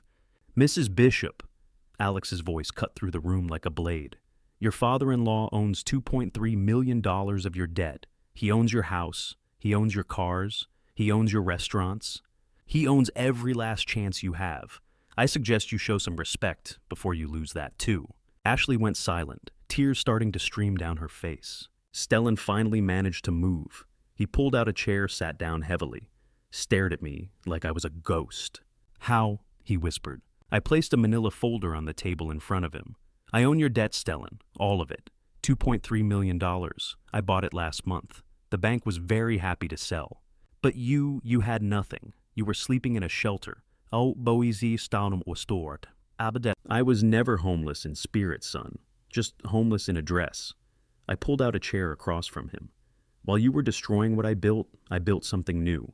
I slid a tablet across the table. Second helpings glowed on the screen, 5-star reviews, revenue reports, photos of a packed dining room, articles calling it Portland's best new restaurant. "This is what happens when you cook with integrity instead of greed," I said. "When you treat people with respect instead of contempt. When you remember that restaurants aren't just about profit margins, they're about nourishing souls."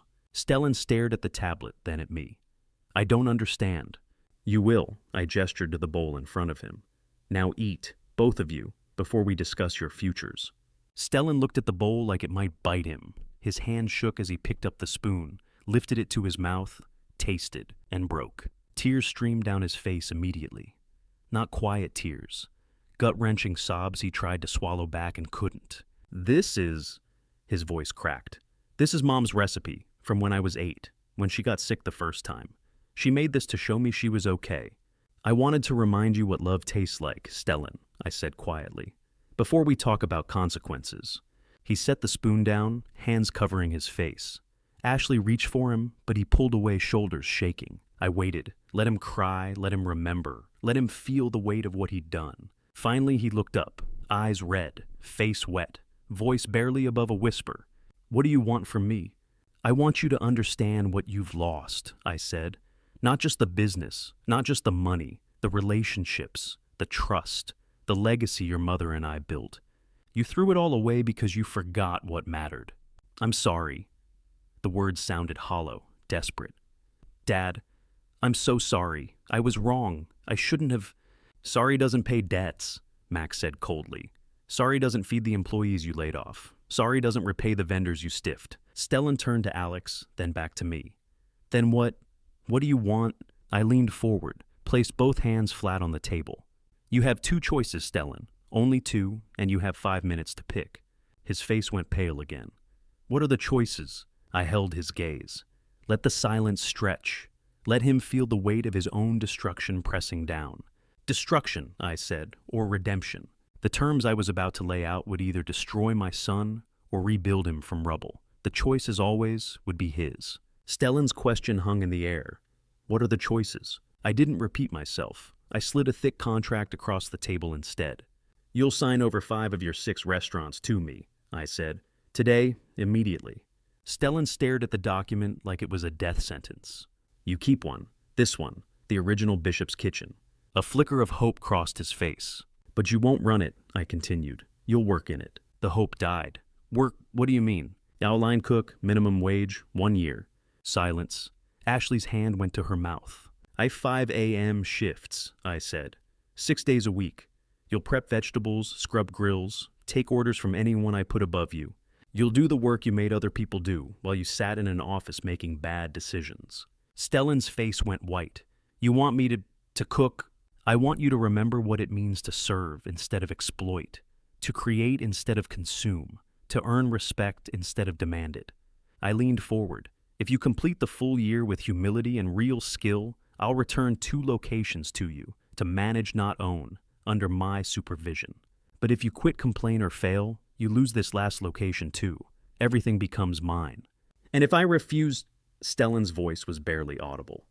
Option 2, I file for closure tomorrow. You declare bankruptcy, lose everything anyway. I pulled out another folder. Plus, I have documentation of financial mismanagement, vendor fraud, employee wage theft. I will prosecute. Stellan's hands started shaking. Your choice, son, 1 year of humility, or 10 years, explaining to a judge why you stole from your own company. Stellan broke. Not slowly, all at once. His face crumpled, tears streaming down his cheeks. He covered his mouth with one hand, shoulders shaking. Dad, His voice cracked. I'm sorry. I called you a burden. I threw you out in the rain with $500 and told you to disappear. I took everything you built, everything Mom and you created together, and I destroyed it. He looked up at me, eyes red. Why would you offer me a chance? Why not just end me? My own voice went thick. Because you're my son, Stellan. He shook his head violently. I don't deserve to be your son. I paused. Let the words sit between us. Let him feel their weight. You're right, I said quietly. You don't, not yet. He flinched like I'd hit him. But you can earn it back. 1 plate at a time, 1 shift at a time. That's what redemption means, Stellan. It isn't given, it's earned. Through sweat and humility, and proving you've learned what matters. Ashley spoke up, voice trembling. Mr. Bishop, this is my fault too. I turned to her. She was crying now, hands on her pregnant belly. I pushed Stellan to make you leave. My family, we'd lost everything in a bankruptcy 2 years ago. I panicked when I got pregnant. I thought we needed space, needed to cut expenses needed. She sobbed. I was scared, but fear doesn't excuse cruelty. I'm sorry. I studied her. 28 years old, terrified, about to have a baby in a world that had just collapsed around her. You'll work too, Ashley. I said gentler now. Hostess position, same terms, same wage, same year. You'll greet every customer with respect. You'll learn that people aren't obstacles, they're the whole point. She nodded, wiping her eyes. Thank you, Dad. I'll do it, I promise. Max stood then, commanding the room without raising his voice. Stellan, let me tell you what I see from the outside, he said. I see a man who inherited an empire and convinced himself he built it. I see someone who valued a business degree over 42 years of master-level practice. I see someone who measured his father's worth in dollars and found him lacking. He paused, and for a split second I saw something flicker across his face, guilt, regret, something deep. He almost said more. I caught his eye, shook my head slightly. He changed direction. Don't spend your life regretting this moment. Sign the papers. Do the work. Become the man your father tried to raise you to be. Stellan picked up the pen with shaking hands. I watched him sign document after document. Transfers of ownership, employment contracts, non-compete clauses. Every stroke of ink was a piece of his ego dying. When he finished, he set the pen down and looked at me. Dad, there's one more thing, the baby. What about it? We decided on the name months ago. Even after his voice broke. Even after I made you leave. Ashley spoke up. We're naming him Owen. Stellan wiped his eyes. I almost named him Warren, after you. Even after throwing you out, part of me knew I'd made the worst mistake of my life. But I couldn't. It felt like I'd lost the right. I covered my face, shoulders shaking. 42 years of fatherhood, and he'd almost named his son after me despite everything. Behind me, I heard Max turn away. When I glanced back, his eyes were wet too. His biological grandson named after the man who'd raised his son. I pulled myself together, stood up, walked around the table, and placed both hands on Stellan's shoulders. You start Monday, I said. 5 a.m., Second Helping's kitchen. Bring good shoes, not designer brands, real work boots. Kitchen is hard on old men like us, but it teaches things business school never could. Stellan nodded, unable to speak. Go home, get some rest. Say goodbye to the man you were, because Monday morning you become someone new. They left. Stellan and Ashley walking out into the afternoon light, defeated but somehow lighter, like the weight of pretending had finally been lifted. I stood at the window watching them drive away. Max appeared beside me. You could have told him I'm his biological father. Why didn't you? Because today was about him learning he failed a father, not about DNA. If I tell him now, it becomes a distraction, maybe even an excuse. Oh, Warren wasn't really my dad anyway. I shook my head. No, he needs to face what he did to the man who chose to love him. When will you tell him? Maybe never. Maybe when he's strong enough to receive it without derailing his progress. Right now, he needs to learn humility. Everything else can wait. Max was quiet for a long time. Then, you're a better man than I could ever be. No, I said. I'm just a father, and that's enough. That night alone in my apartment, I stood by the window with a cup of coffee I didn't drink. The city lights blurred through the glass. Monday, Stellan would walk into my kitchen. He'd put on an apron. He'd take orders. He'd learn, or he wouldn't. The hard part was starting now. Punishment was easy. Education was the real work. And I had 1 year to teach him what I couldn't in 35 years. 1 year to prove that redemption isn't a gift. It's a choice you make every single day. Stellan arrived at 5:02 in the morning, just 2 minutes past the hour. But in a professional kitchen, my kitchen, those 2 minutes carried the weight of broken promises and burnt opportunities. He pushed through the back entrance of Second Helpings with the hollow-eyed appearance of someone who'd spent the night wrestling with demons. Purple shadows pooled beneath his eyes. His shirt looked like he'd pulled it from the laundry basket rather than the closet. This was the face of a man confronting the reality that everything he'd known had irrevocably shifted beneath his feet. I kept my voice level, no shouting required. You're late. It's barely 2 minutes.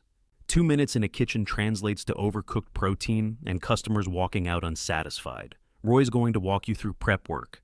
I watched his mouth open ready with some excuse or justification. Then something stopped him. He closed it again, gave a single nod of acknowledgement. The first lesson had already taken root. Punctuality isn't negotiable. Roy Jenkins emerged from the walk-in refrigerator, his weathered arms cradling an impressive load of fresh produce. At 62, this Marine Corps veteran who'd once had no roof over his head now stood as the most dependable member of my kitchen brigade. Morning, boss. Roy greeted me with his characteristic efficiency. His attention shifted to Stellan. Looks like you're working with me today, kid. That single word kid hung in the air with delicious irony.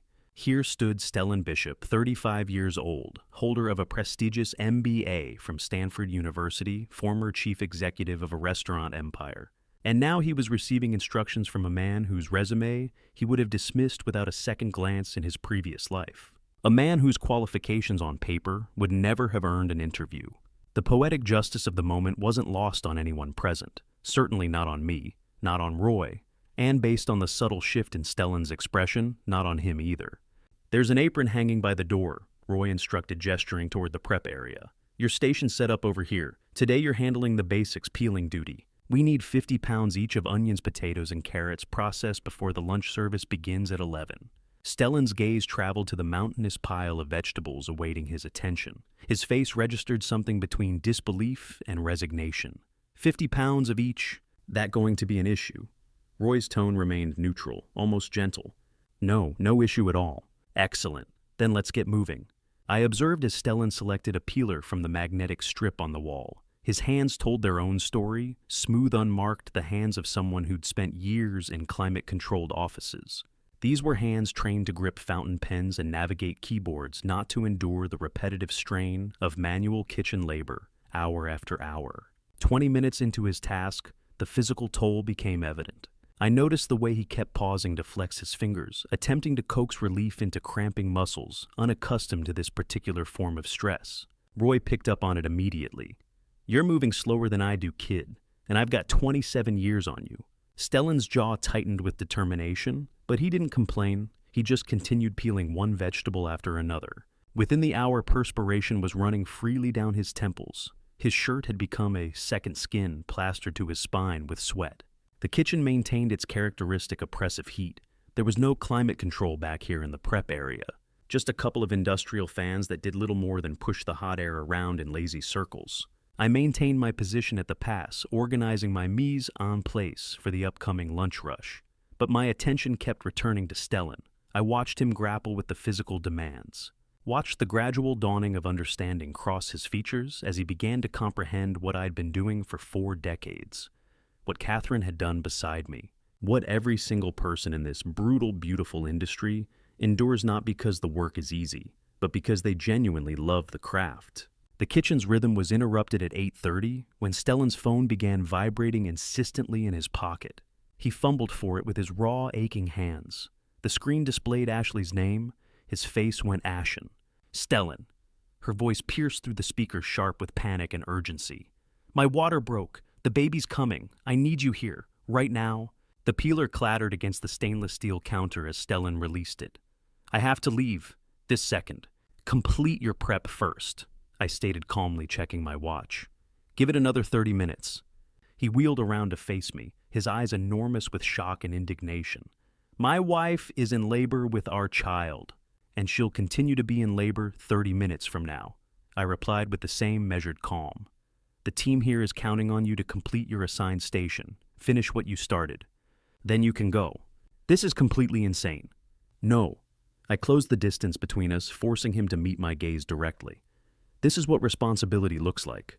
Aaron will step in to cover your station the moment you've properly finished your work. But you don't abandon your teammates in the middle of service preparation. Not for anything. This is what it means to be part of something larger than your individual needs." Stellan's entire body went rigid. His hands trembled with a volatile cocktail of rage, terror, and frustration fighting for dominance. But then something remarkable happened. He picked the peeler back up, and he worked. He moved faster than I'd witnessed all morning. His hands became a blur of focused motion, flying through the remaining onions and potatoes with newfound urgency. He ignored the cramping in his fingers. He ignored his phone as it continued buzzing with updates from Ashley's sister, tracking the progression of labor. 28 minutes later, he set down the peeler beside the last peeled carrot. Roy conducted a thorough inspection of the completed work. He gave a single nod of approval. "Solid work. Now get out of here. And congratulations, kid." "Aaron," I called across the kitchen. "Stellan's station needs coverage." Aaron materialized from the dishwashing area, offering Stellan an encouraging nod. "Go be with your wife, man. We've got this handled." Stellan's eyes found mine.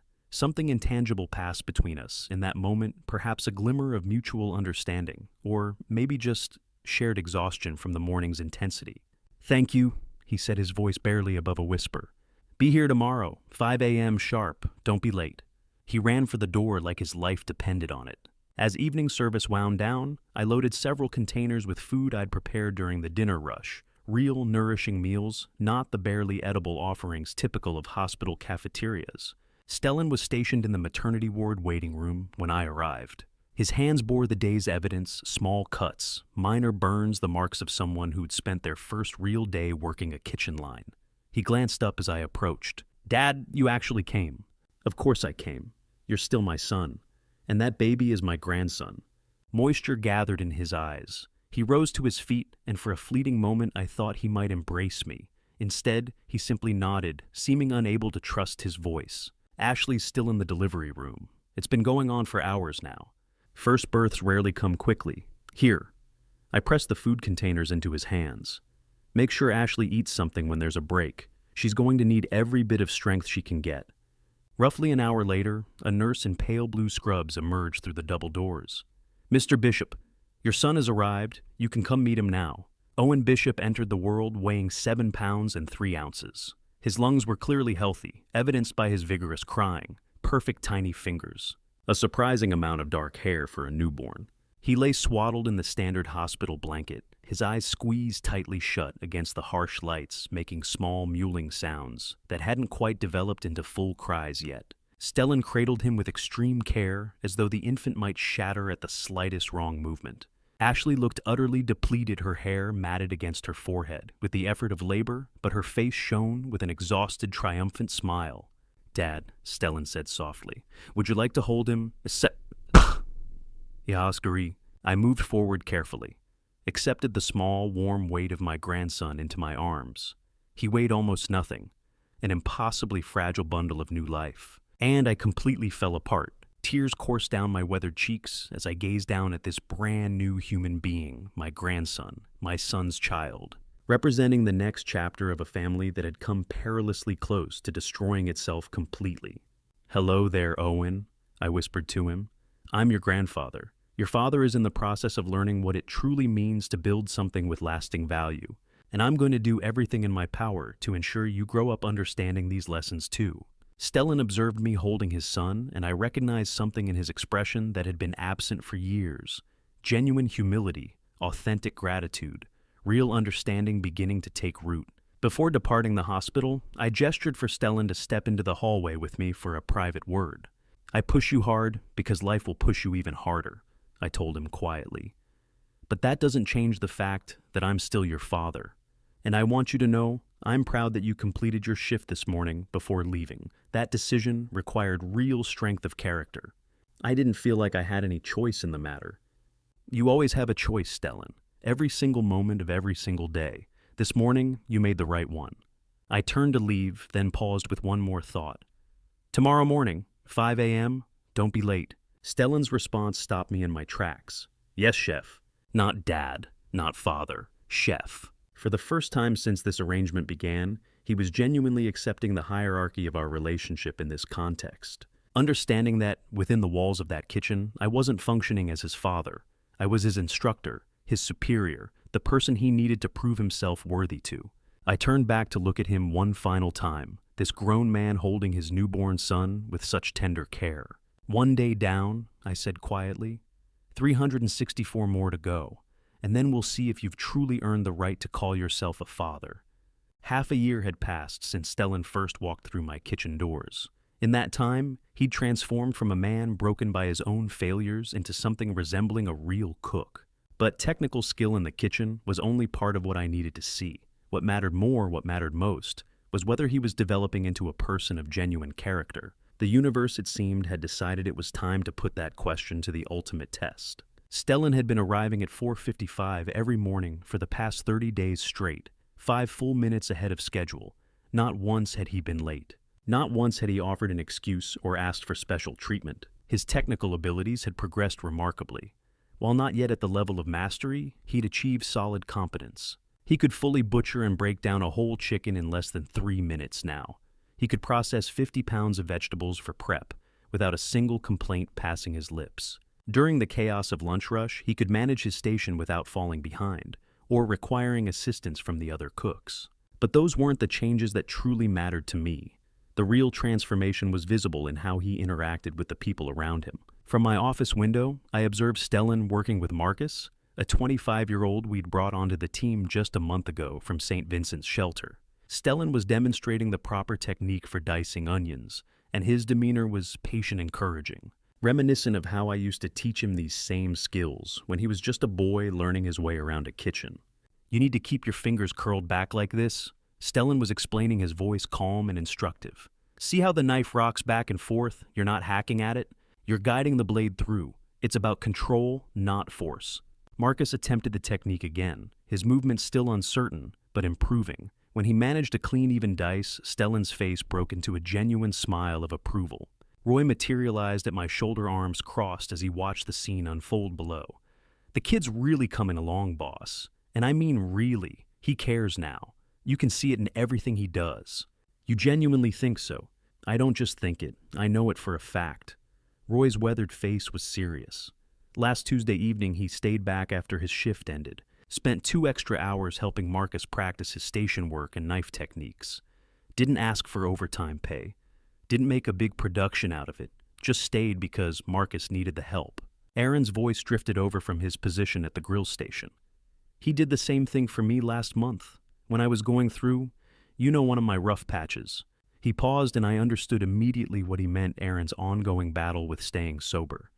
Stellan talked me through it, made sure I didn't do something stupid, actually walked me all the way home to make sure I got there safe. I gave a slow nod of acknowledgement, processing this information. The other staff members had developed genuine respect for Stellan now, and critically that respect hadn't been inherited from his previous position of authority or demanded through intimidation. He had earned it through consistent actions and authentic care for the people around him. That afternoon, as Stellan was hauling bags of trash out to the dumpster behind the restaurant, I noticed through my office window that someone was approaching him. A man in an expensive tailored suit, the kind that probably cost more than most people earned in a month. I remained in my office, but my attention was completely focused on the scene unfolding in the alley. I could read their body language even without hearing the words. The way Stellan stopped in his tracks, clearly surprised by this unexpected encounter. The confident, almost aggressive posture of the suited man. I didn't go outside to intervene or eavesdrop, but I watched every moment of their interaction with careful attention. Later that evening, after the dinner service had concluded and the kitchen was winding down, Stellan appeared in the doorway of my office. I was seated at my desk, working my way through a stack of invoices and supplier contracts. "Dad, do you have a minute? I need to ask you about something." "Of course, always." He settled into the chair across from my desk, and I noticed immediately that his hands were restless, fidgeting with the edge of his chef's coat. Whatever was on his mind was clearly causing him significant internal conflict. Something happened today. Someone made me an offer. He began his words careful and measured. Chad Brennan, we used to work together back in my old life. He's apparently in the process of launching a new restaurant group. High-end concept, exclusive clientele, very upscale. "I see. And what exactly did Mr. Brennan want from you?" "He offered me a partnership stake in the venture, $200,000 up front as a signing bonus, 50% equity ownership in the company. He said I could be in a leadership position again, that I could build something that's truly mine on my own terms." I set down my pen, deliberately giving him my complete attention. "And what was your response to this offer?" I told him I needed time to think it through carefully. Stellan's eyes lifted to meet mine. "What do you think I should do? Should I accept it?" I studied his face for a long moment, recognizing this for exactly what it was. This was the critical moment I'd been anticipating, the true test of whether the past 6 months had fundamentally changed him or merely temporarily humbled him. "Let me ask you something," I said slowly. "Are you trying to run before you've fully learned how to walk again? I honestly don't know how to answer that." He ran his hand through his hair in frustration. "Part of me wants to prove that I'm capable of succeeding on my own terms now. That all of this," he gestured vaguely around the office encompassing the kitchen beyond, "that everything I've learned here actually means something, that I've genuinely changed. Stellan, nobody achieves success in isolation. It's a myth we tell ourselves." I leaned back in my chair. When I rebuilt my life from nothing, I wasn't alone. I had Max Westbrook's financial backing and business guidance. I had Roy's loyalty and work ethic. I had Ron's reliability, Aaron's determination, Sister Agnes's compassion and support.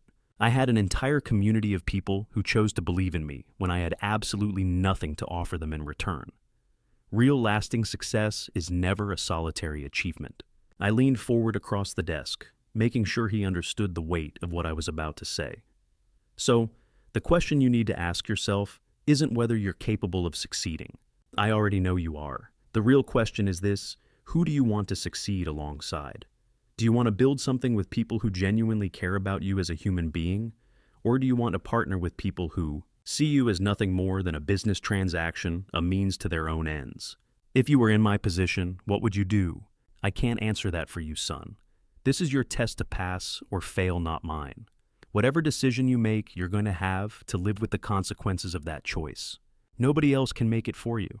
The following morning, I found myself with business to attend to at the bank located directly across the street from a particular coffee shop. Pure coincidence, naturally. Or perhaps not entirely coincidental. Perhaps I was aware that Stellan had arranged to meet Chad Brennan at that specific coffee shop at 10 o'clock that morning.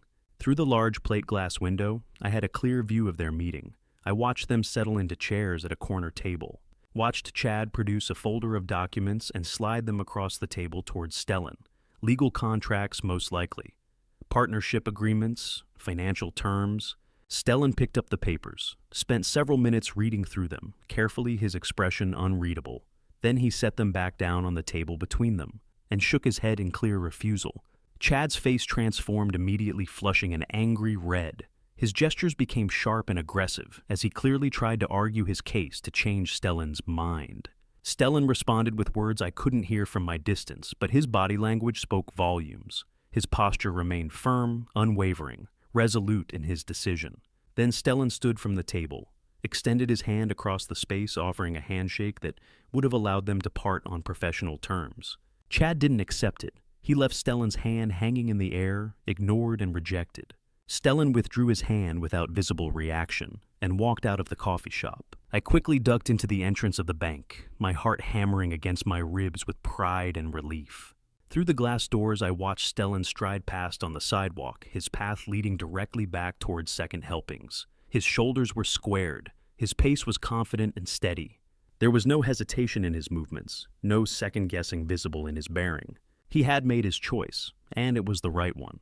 When I returned to the restaurant, I made certain to give the impression that I'd been there all morning, never having left. Stellan came through the back entrance, collected his apron from its hook, tied it with practiced efficiency, and moved directly to his prep station without fanfare or announcement. Roy caught my eye from across the kitchen. He raised one questioning eyebrow, silently asking if I knew what had transpired. I gave the slightest shake of my head. Not yet.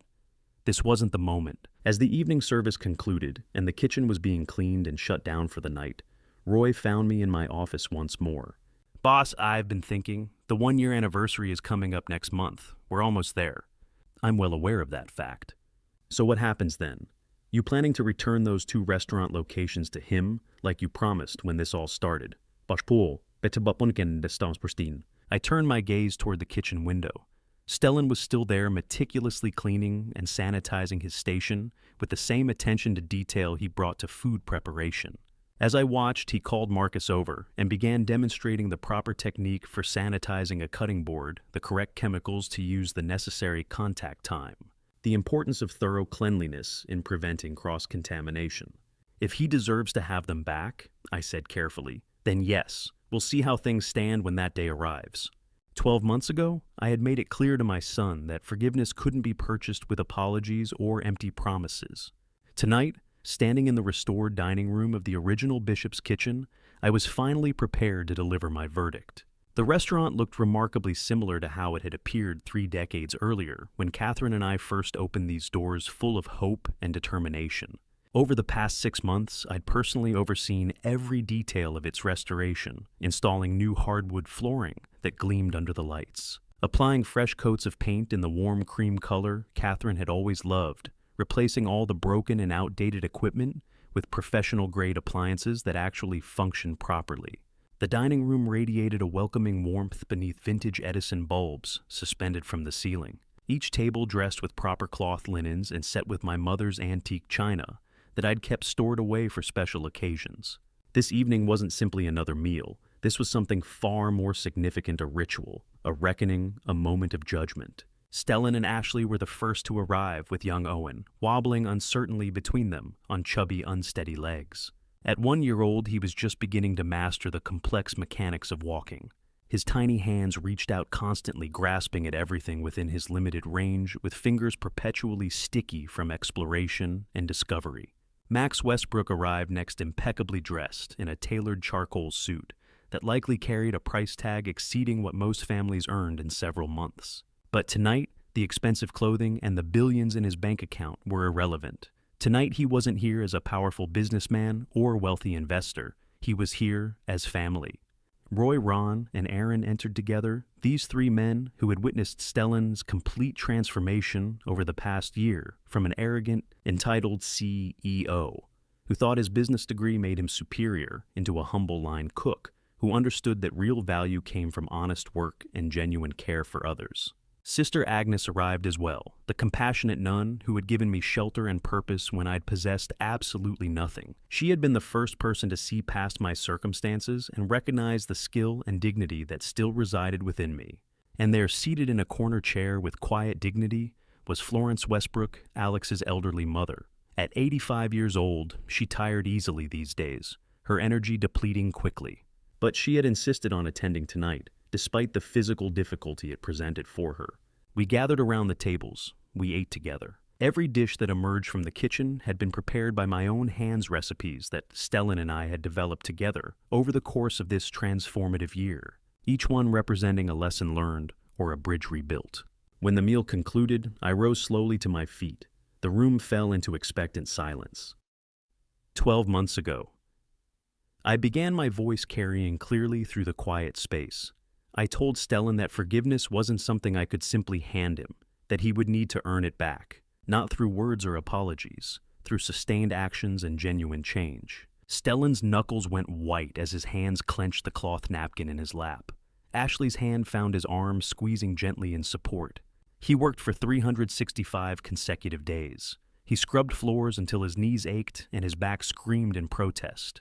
He burned his hands on hot pans and sharp knives.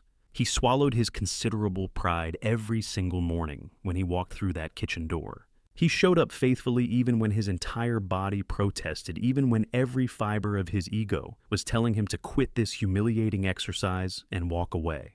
I paused deliberately, allowing the weight of those words to settle over the room. Then I looked directly at my son. But Stellan, that's not the reason I'm forgiving you tonight. His eyes widened in surprise and confusion. Just 2 weeks ago, I stood in my office and watched you through the window.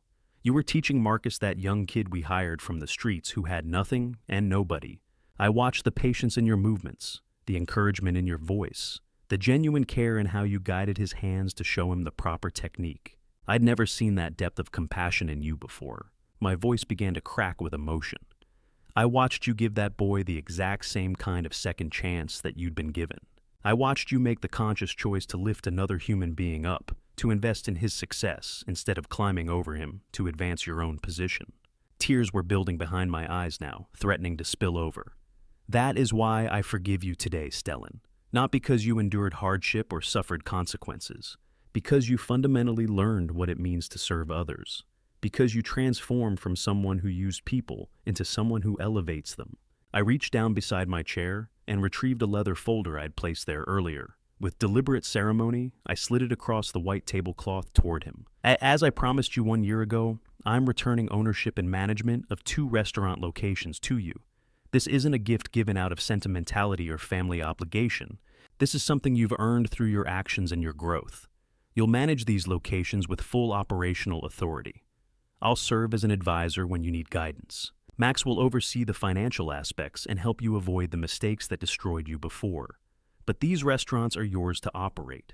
Now you need to prove that the lessons you've learned this year weren't temporary, that they've become part of who you are. Stellan stared down at the legal documents as though they might vanish if he looked away. Tears began streaming freely down his face, cutting tracks through his composure. Dad, I don't have words adequate for what I'm feeling right now. Oh, then say this instead. Promise me you'll never forget what it felt like to lose everything and have to earn it all back from nothing. Promise me you'll teach Owen. I extended my hand across the table, my fingers gently touching my grandson's impossibly soft hair. That respect and authority aren't inherited or demanded. They're earned through character and action day after day after day. I promise, Stellan managed to choke out through his tears. On everything I hold sacred, on Mom's memory, on Owen's future, I promise you, Dad. As the evening wound down and guests began departing, Max caught my attention and gestured toward the kitchen. I followed him into the familiar space where so much of this journey had unfolded. Warren, can I ask you something that's been bothering me?" His voice was quiet, almost hesitant, unusual for a man usually so confident. "Doesn't it bother you at all? The fact that biologically I'm Stellan's father, that you invested 42 years doing all the incredibly hard work of actually raising him, and now I just get to stand back and watch the victory celebration." I turned to face him, fully considering my words carefully. "Alex, you contributed DNA to Stellan's existence. Genetic material, that's all. I gave him skinned knees that I cleaned and bandaged, bedtime stories read in funny voices until my throat was sore, patient lessons in tying shoelaces and riding bicycles, comfort during nightmares, guidance through failures and celebrations of successes. So, tell me honestly which one of those things actually makes someone a father." Max remained silent for a long moment, processing the weight of that question. "Do you think I should tell him the truth about his biological parentage?" he finally asked. "Perhaps someday when the time is right," I acknowledged. "When he's emotionally strong enough and secure enough in his identity to hear that information without it derailing all the progress he's made. But right now, he needs to consolidate everything he's learned this year. He needs to build on this foundation. Introducing questions about biology and paternity would complicate that process unnecessarily. It would give him something external to focus on instead of continuing his internal growth. You're a better man than I could ever aspire to be, Warren. Then aspire to be a better mentor to him moving forward. Help me continue guiding him as he takes on these new responsibilities. That's the role you can fill now. That's how you can truly contribute to his life." The dining room gradually emptied as people said their goodbyes and departed into the night. Eventually, just 4 of us remained in the kitchen myself, Stellan, little Owen, and Max, observing quietly from his position near the doorway.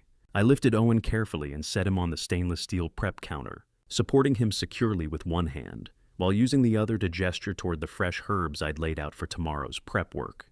"Can you smell this, little man, right here? This is fresh basil." Owen released a delighted giggle, his tiny fist closing around a basil leaf and crushing it with the unself-conscious enthusiasm of a child. The intense aromatic scent immediately filled the air around us, sharp and sweet and alive. Beside me, Stellan had naturally gravitated to a cutting board and begun prepping vegetables. I hadn't asked him to do it. He hadn't asked if I needed help. He simply saw work that needed doing and began doing it the way a real cook operates. His knife work was clean and efficient now, his movements confident and precise. He belonged in this space. He'd finally earned his place here. Ashley pulled out her phone and captured a photograph of the 3 of us, 3 generations of Bishop men in a kitchen, connected by more than biology, bound by lessons learned and grace extended. Roy materialized beside Max in the doorway, both men watching the scene with satisfaction. "You did something remarkable," Roy said quietly to Alex. "Bringing these 2 back together, healing what was broken." "No," Max replied with certainty. "I didn't accomplish that. Warren did all the real work. I simply provided him with an opportunity and the resources to make it possible." "Well, that's what real fathers do, isn't it?" Roy observed. "They create opportunities for growth. They extend chances for redemption, even when maybe especially when we don't deserve them. People have asked me repeatedly over these past months, how can you possibly forgive someone who discarded you like garbage? Someone who called you a burden and threw you out of your home with $500 and orders to disappear by morning. The answer is complex but honest. You don't forgive immediately. You can't. Forgiveness that comes without consequences, without accountability, without genuine repentance and change, that's not forgiveness at all. That's just enabling destructive behavior to continue. My son had to earn back everything he'd lost, not through eloquent apologies or emotional promises, through concrete actions, through demonstrated humility, through the passage of time and the consistency of change behavior. Some people mistakenly believe that forgiveness means forgetting what happened, pretending the pain never existed. That's not what forgiveness is.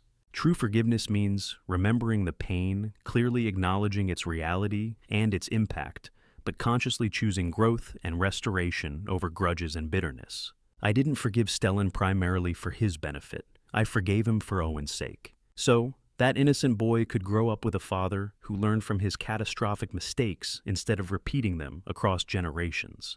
So he could have a grandfather and father who modeled reconciliation and growth instead of permanent estrangement.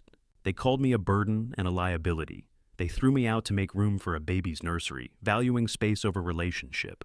But today I'm not just Stellan's creditor or landlord. I'm not just his last desperate hope for salvation.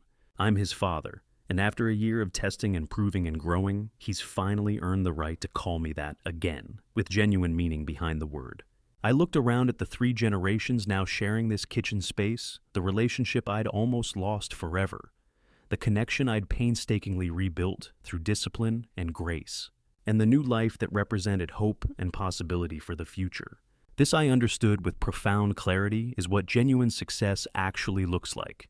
Not money or accolades or empire building, but reconciliation, growth, love that's strong enough to demand accountability and patient enough to allow transformation. Before you close this video and move on with your day, I need to share something with you. Something that cost me everything to learn, but might save you from making the same devastating mistakes I did. When I found myself sleeping on that narrow cot in St. Vincent's shelter, staring at a water-stained ceiling with nothing but 2 suitcases and $500 to my name, I prayed to God. Not the casual prayers you whisper before meals or in church on Sundays, but the desperate kind that comes from a soul that's been shattered. I asked him, why did you allow this to happen to me? What did I do to deserve being thrown away by my own son? And you know what? I learned God didn't answer me with words or visions or sudden miracles. He answered me through people, through Sister Agnes, who saw dignity in a homeless old man, through Roy and Aaron, who showed me that second chances create ripples, through Max, who recognized talent buried under circumstances, through every single person who chose to believe in me when I'd stopped believing in myself. God doesn't always rescue you from the storm battering your life. Sometimes, often actually, he teaches you how to build a boat strong enough to survive it. That's the harder lesson. That's the one that actually transforms you. Looking back at my own family story now, with the clarity that only comes from surviving family betrayal and choosing forgiveness over bitterness, here's what I desperately wish I'd done differently. I wish I'd taught Stellan about humility and genuine service before I handed him an empire built on 40 years of sweat and sacrifice.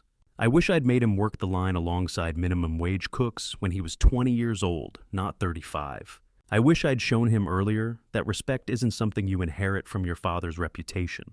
It's something you earn through your own character and actions, one honest shift at a time.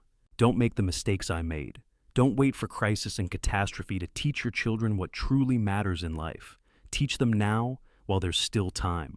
Make them work for what they want instead of handing them everything. Show them that family betrayal often comes not from malice, but from never learning the value of what you've been given. Show them that the most important lessons in life aren't learned in business schools or from success. They're learned from failure, from humility, from having to rebuild yourself from absolute nothing. If you're a father who's been wronged, who's experienced the particular agony of family betrayal from your own children, understand this. Revenge that destroys teaches nothing. But accountability that demands growth, that's love in its most powerful form. The sweetest possible outcome isn't watching your child crash and burn. It's watching them become the person you always knew they could be, not through your bitterness and punishment, but through your willingness to believe in their capacity for transformation. Here's my deepest conviction about this entire family story. Blood and DNA don't make you family. Showing up consistently makes you family.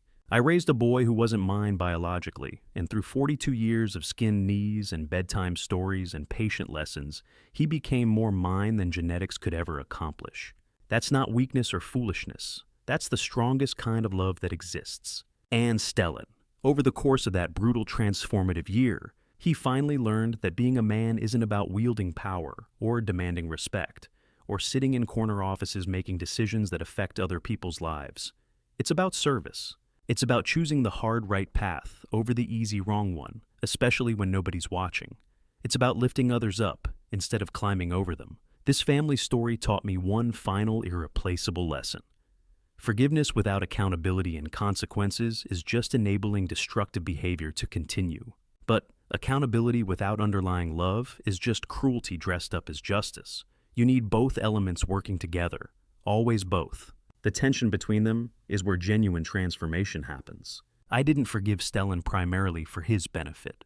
I forgave him for Owen's sake so that innocent boy could grow up with a father who learned from catastrophic mistakes instead of repeating them across generations. so he could witness reconciliation instead of permanent estrangement.